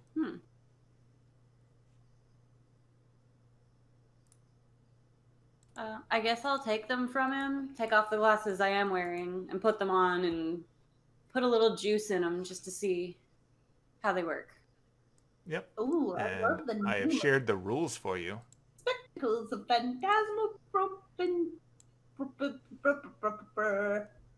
Yeah. 3 charges, regain 1d3 expended charges at dawn. Oh. Okay. Yeah, right now it has used 2 of its charges, but Oh, there. it's got at least 1 left. Because he's been using them to find you. Like, he used one of them to find Kwaku, and presumably the other one was why he kept zigzagging around you within a short amount of time before it ran out. Okay, so there are no charges left in them. There's 1 left. Okay. I'm going to add an entry for it to your inventory so that you can keep track. Yeah, I guess I'll expend the charge just to see. Sure. Okay, my question is, do I see things through them as red, or do they physically turn red? So to anyone else looking at them, they're just glasses. Okay. But for you looking from the other side, like from the back of it, it gets darker. So it's kind of like one directional tint. But like looking at Penelope, she is not more red than anything else in the room. So it doesn't really tell you what you're looking at. It just tells you that within 30 feet or within the walls around you, there's a decent amount of phantasmal. Like, presumably you'll detect yourself. Yeah. So it'll always be at least a little bit. But right now you've got like 3 or 4. Like the golem is counting. So there's not like a red aura around people. It's more like they just turn red in the presence of phantasmals. Okay. Yeah. They just get darker. Also, presumably, if you're ever wearing them and like it gets super dark, you'll know something really, really big is nearby. Gotcha. Or a whole lot of things. But presumably, if there's that many things or something that strong, you'll know. Just maybe don't expect to be able to see through them very effectively if you ever visit Clock Tower or something. Right. So, could be neat. So they're like those transition lenses, except for like phantasmals. For magical creatures. So it gets hard to see through them, and also Anise is nearsighted, so Oh, no. she can't read a stop sign in the distance, and also everything is red. Yeah. Though keeping in mind, you don't have to have them on you at all times either. You can just put them on when you feel a need. Yeah. I'll take them off and be like, oh, neat, and fold them up and stick them back in the bag. They seem handy. They don't require attunement, so you can just use them as you need to. And more importantly, I've just ruined a man's career, I think. Yeah, fuck him. He deserved it. Yep. Took his weapon, took his glasses. I believe you gave him ample opportunities to not go down this path. Yeah. He had many chances. Increased his arrest Although, will be a double, triple fold, probably. Fine. I would wager that fellow you charmed is probably getting the shit kicked out of him right about now. That's fine. I mean... Because he definitely compromised their entire mission and also told you a lot of things you probably weren't supposed to hear. Yeah. And also, honestly, kicking the shit out of someone is how you break a charm, so it wouldn't be an unreasonable thing to do even if he hadn't done that. But personally, I am really entertained that the guy who thinks he's so good at mind magic got whammied in the opening shot. Oh no, that was delightful. Yes, that was delightful. Very well done, Penelope. Thank you. Well, on the plus side, they didn't get on the train. We've got a little bit of time to rest, and then we can move on. And now I'm 200 euro rich. Sorry. And I took the tranquilizers, too. Dinner's ready, guys. It's true. You've secured cash and drugs. And a gun.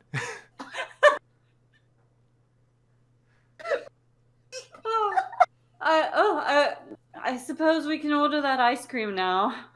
Yeah. All right. I dare say you've earned it. Mm-hmm. push the button on the wall again. Hey, we really want that ice cream. Where are you? It would appear that we made it for you, but I'm dreadfully sorry. It's melted. We'll get you some new right away. In fact, we'll bring you double. Dreadfully sorry. Thank you. Also, bring some champagne while you're... Of course. What type of vintage? The most expensive one you have on this train. You are my favorite customer. I know. And also another salad and some more hot tea. What she said. Very good, very good.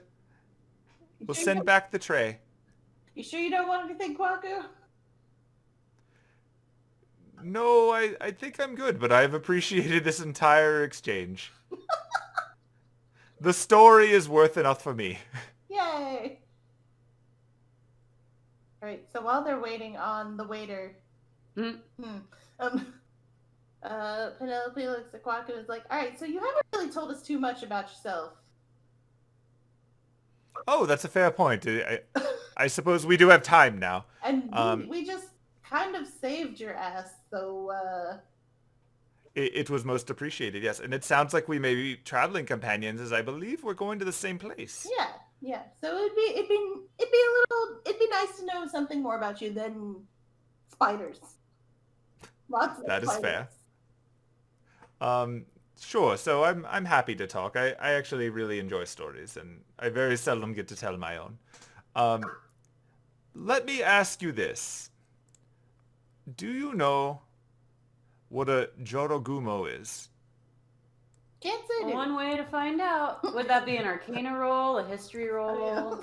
That would be an Arcana roll. I was gonna say, wait, I can fucking roll. I don't. This is D&D. We have rules for this. I was having an adventure. Wow. Okay. It doesn't make sense for either of you to know, but it was there if you wanted to. Mm-hmm. Just in case. Yeah, so, simply put, there are a lot of urban legends around the world involving spiders. One of the more slanderous comes from the Far East, where Jorogumo are spider creatures. In the legends, they're always women, but quite frankly, that's just wish fulfillment. Beautiful women who live under waterfalls or in attics or something, and lure men in and then eat them. Rude. Definitely rude. But no, my ancestors actually met... my ancestors were one of the sources of those rumors, but as it turns out, the men don't wander in and get eaten. They just fall in love and don't return to their villages, which of course creates rumors. Well, some of them were probably eaten, but that's very rare. Don't worry about it. But yes, several generations back, my grandmother met with a very nice man. And given all of the stories of spider monsters, we decided it was best not to stay. Well, they decided it was best not to stay. I wasn't born yet. So they left. They left the East and they traveled more to the African region. And I was actually born there a few generations later. So I suppose if you want to do the math, I'm like 1/16th spider person. So you are a Spider-Man. In a sense, I have a very narrow ability, but it does allow me to communicate with them. Cool. And it does allow me certain advantages when working with fibers. I am, as I mentioned before, I am known in the mage world as the code spinner because I work with spiders to infuse their threads with mana and use them to create mystic codes. And it's a very niche skill, but it's in high demand because well, for all of the benefits of spider webs, they're very durable, they're very strong. But more to the point, they come from living creatures, which means they can channel magic similar to magic circuits in your body.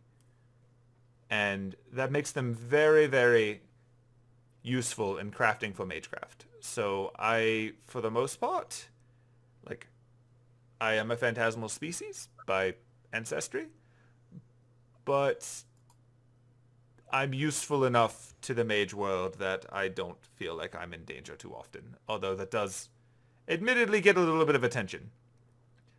So there's definitely that. Like, obviously our friend Raps here is someone that I created. I also created the box that he travels in.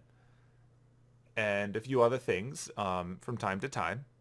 In a world of mage politics, I tend to try not to take sides, but you can get away with a lot if enough people like you. And that's the way that I've played it. My main goal in life is to collect stories. I want to know the world. When I was a child in Ghana, I remember stories of, obviously, like when from my lineage, you hear stories of spiders and various legends. But there you have Anansi, the spider who who gave the world stories. It's very clever, very tricksy. And I was fascinated by that. So as I grew up, I wanted to collect more stories. And now I work for stories. I work for legends. I work for any information to write, anything to write down, anything to save for the future. I collect journals. I like to hear things. So this adventure today will make for an excellent story. Oh, I'll say. I am actually heading to the Einsburns because I wish to hear their story. I know that they've been very reclusive, but as I understand it, the Einsburns was spotted in Japan about a year ago before the incident in Fuyuki City. And I have not heard of anyone seeing them since. But the mystery of what happened to that city is fascinating to me. And I think if anyone would know, and if anyone got out before the incident occurred, it would be one of them.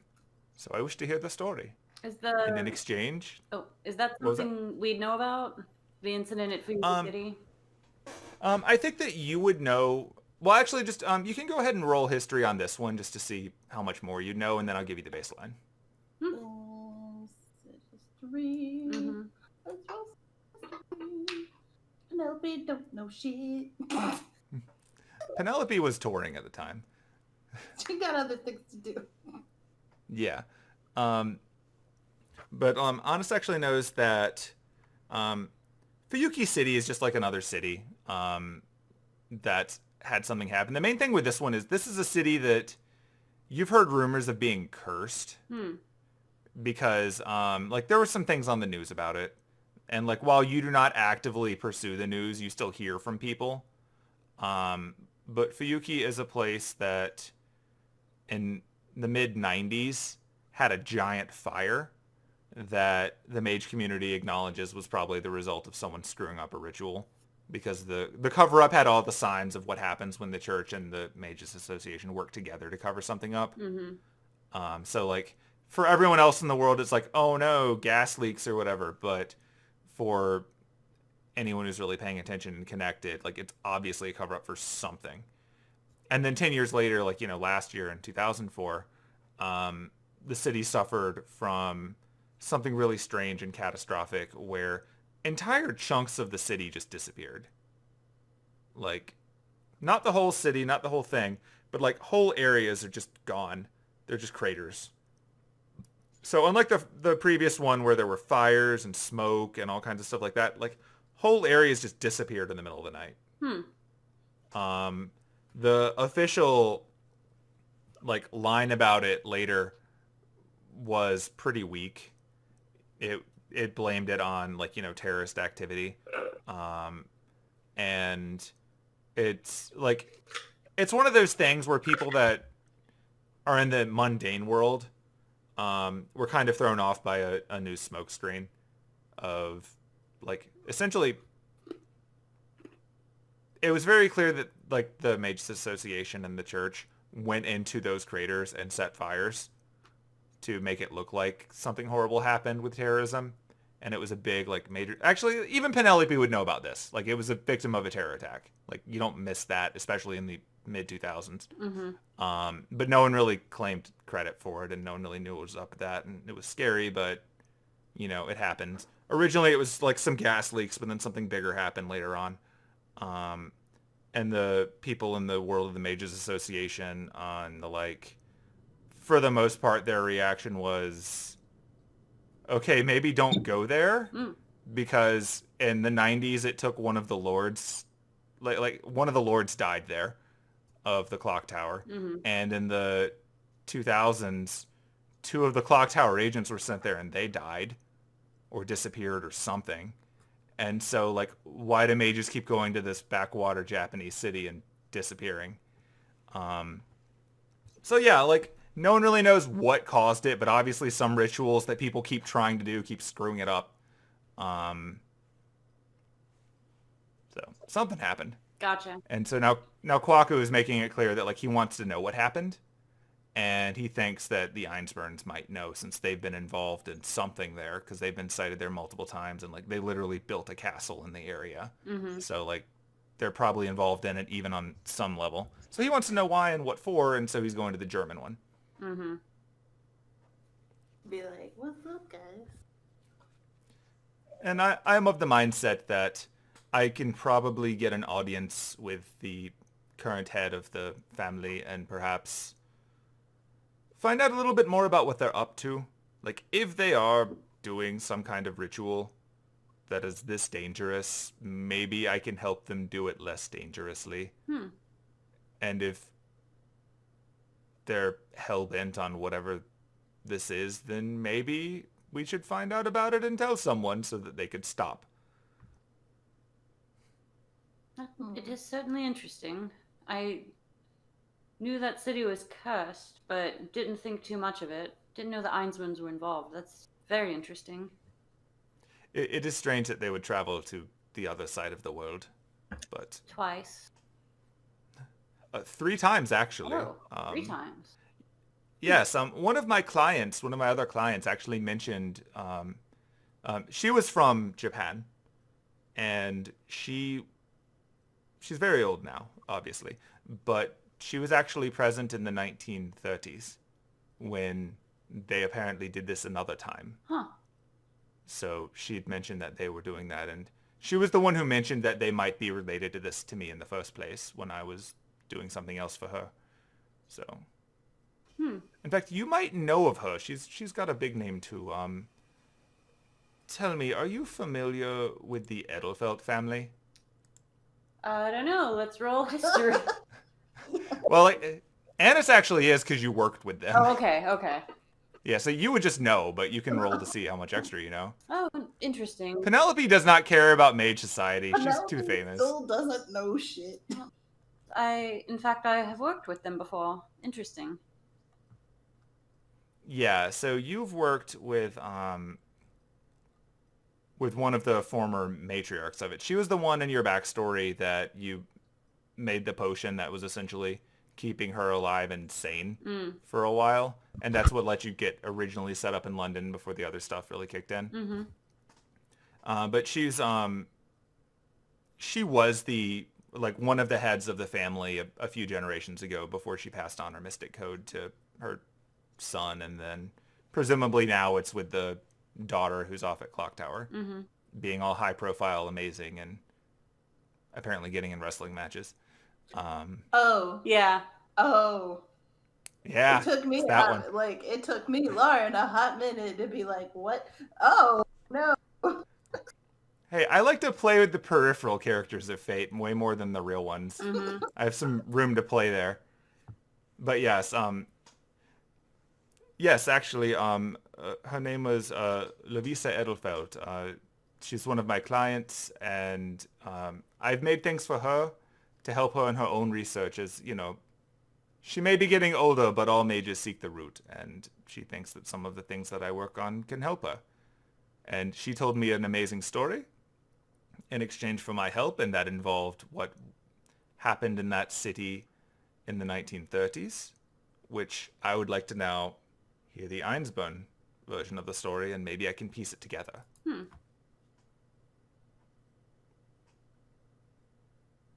And since you said that you're bringing such an interesting potion there, I feel like it's possible their homunculi might benefit from whatever it is you've been making them.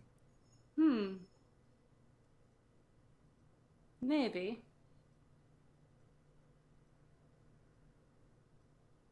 Yeah, that's all I got. But suffice it to say, it'll be a little bit of a journey once we arrive, so now would be an excellent time to just take a rest.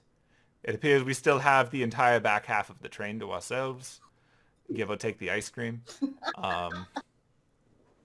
No one seems to be in a hurry. In fact, actually, hold on. And he reaches over and he like twangs the web that's in the corner. It's probably best they not find 1,000 spiders when they come to deliver the ice cream.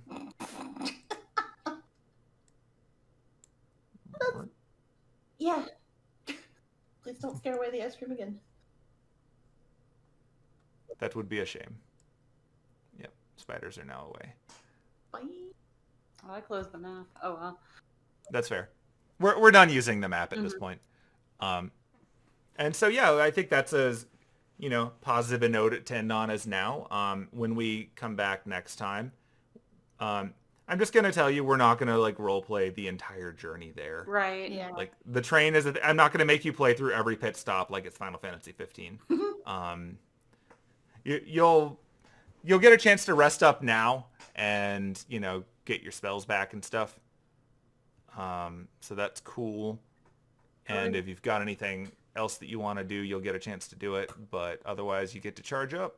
Oh, I was 100% going to give the gun to the waiter after he gave us the ice cream. Just like one of the passengers that got off the last station left this. I thought maybe you could get it back to them or something, or throw it away, or I don't want it. I'm a woman of peace, Oh, this is dreadful. Yes, of course. I will get this to the authorities. My God, it's loaded, isn't it? Oh, is it? Oh, this is so dangerous. I'm so sorry. I just, I don't... No, it's not your fault. It clearly someone let an American on the train. I bet it was one of those rich people in the other cars. Not that I have a problem with rich people, he says, looking around the first class car.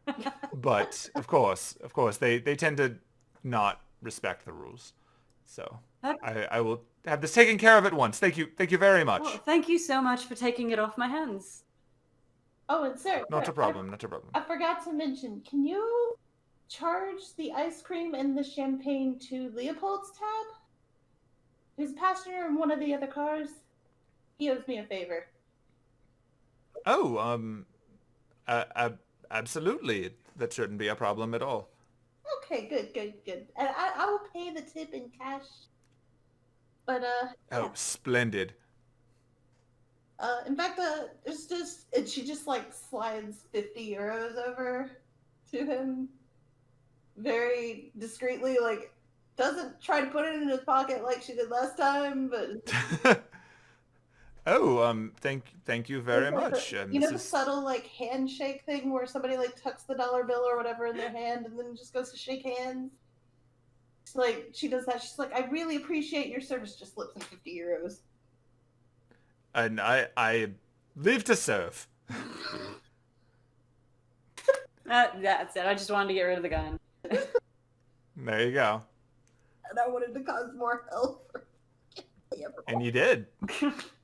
Yeah, his life is pretty bad right about now.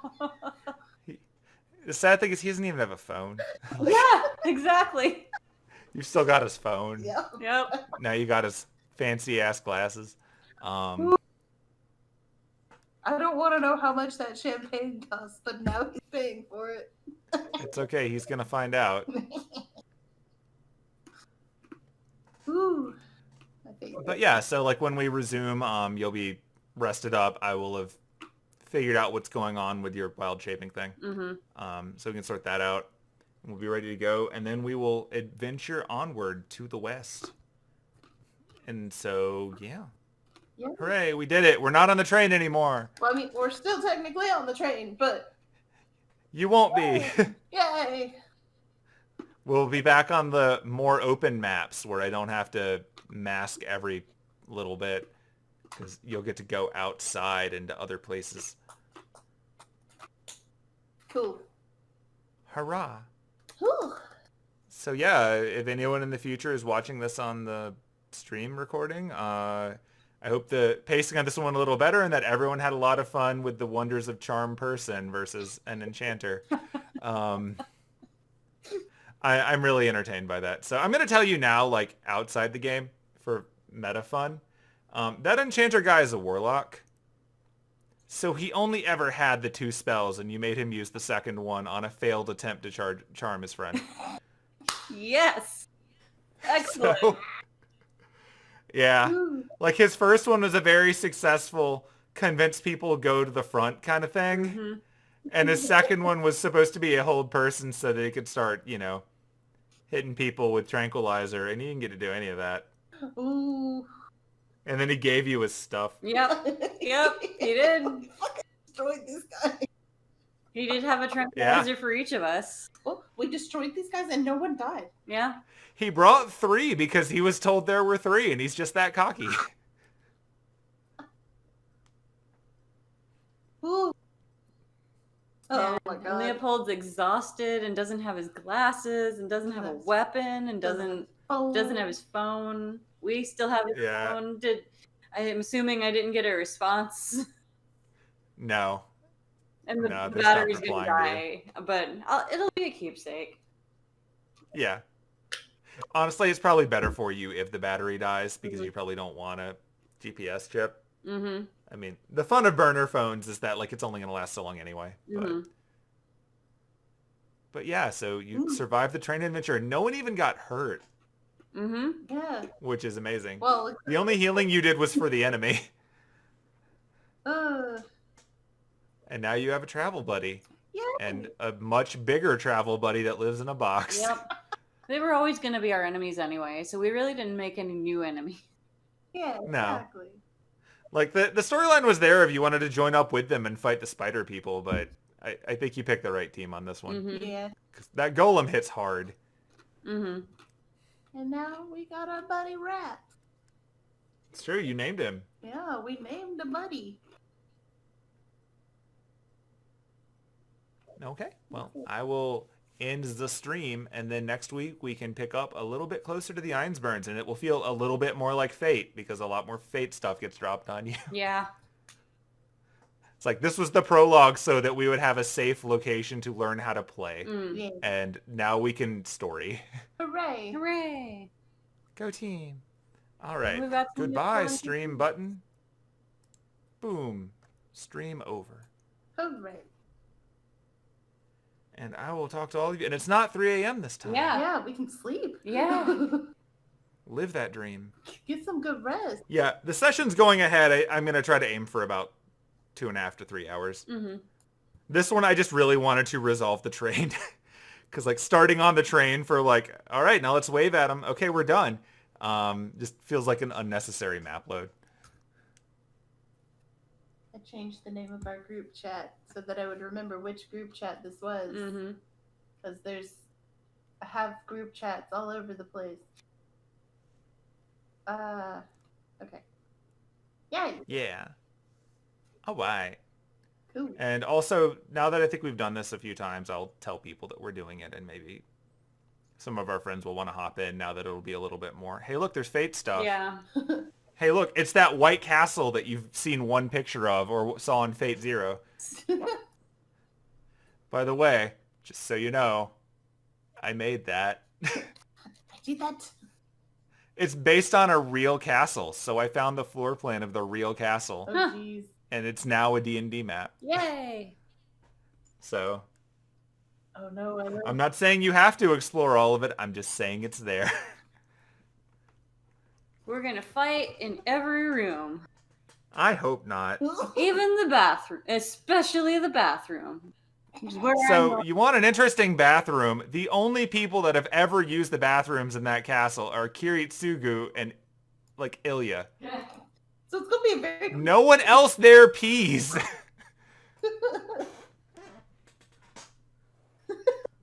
I don't know, they could have made a peeing homunculus. I think that was Irisfield. Oh no. Yeah, if you can get pregnant, I'm going to say you can pee. I think that's fair. Yeah. So like 3 people in that castle in the last few hundred years have peed. This is my contribution to Fate Canon.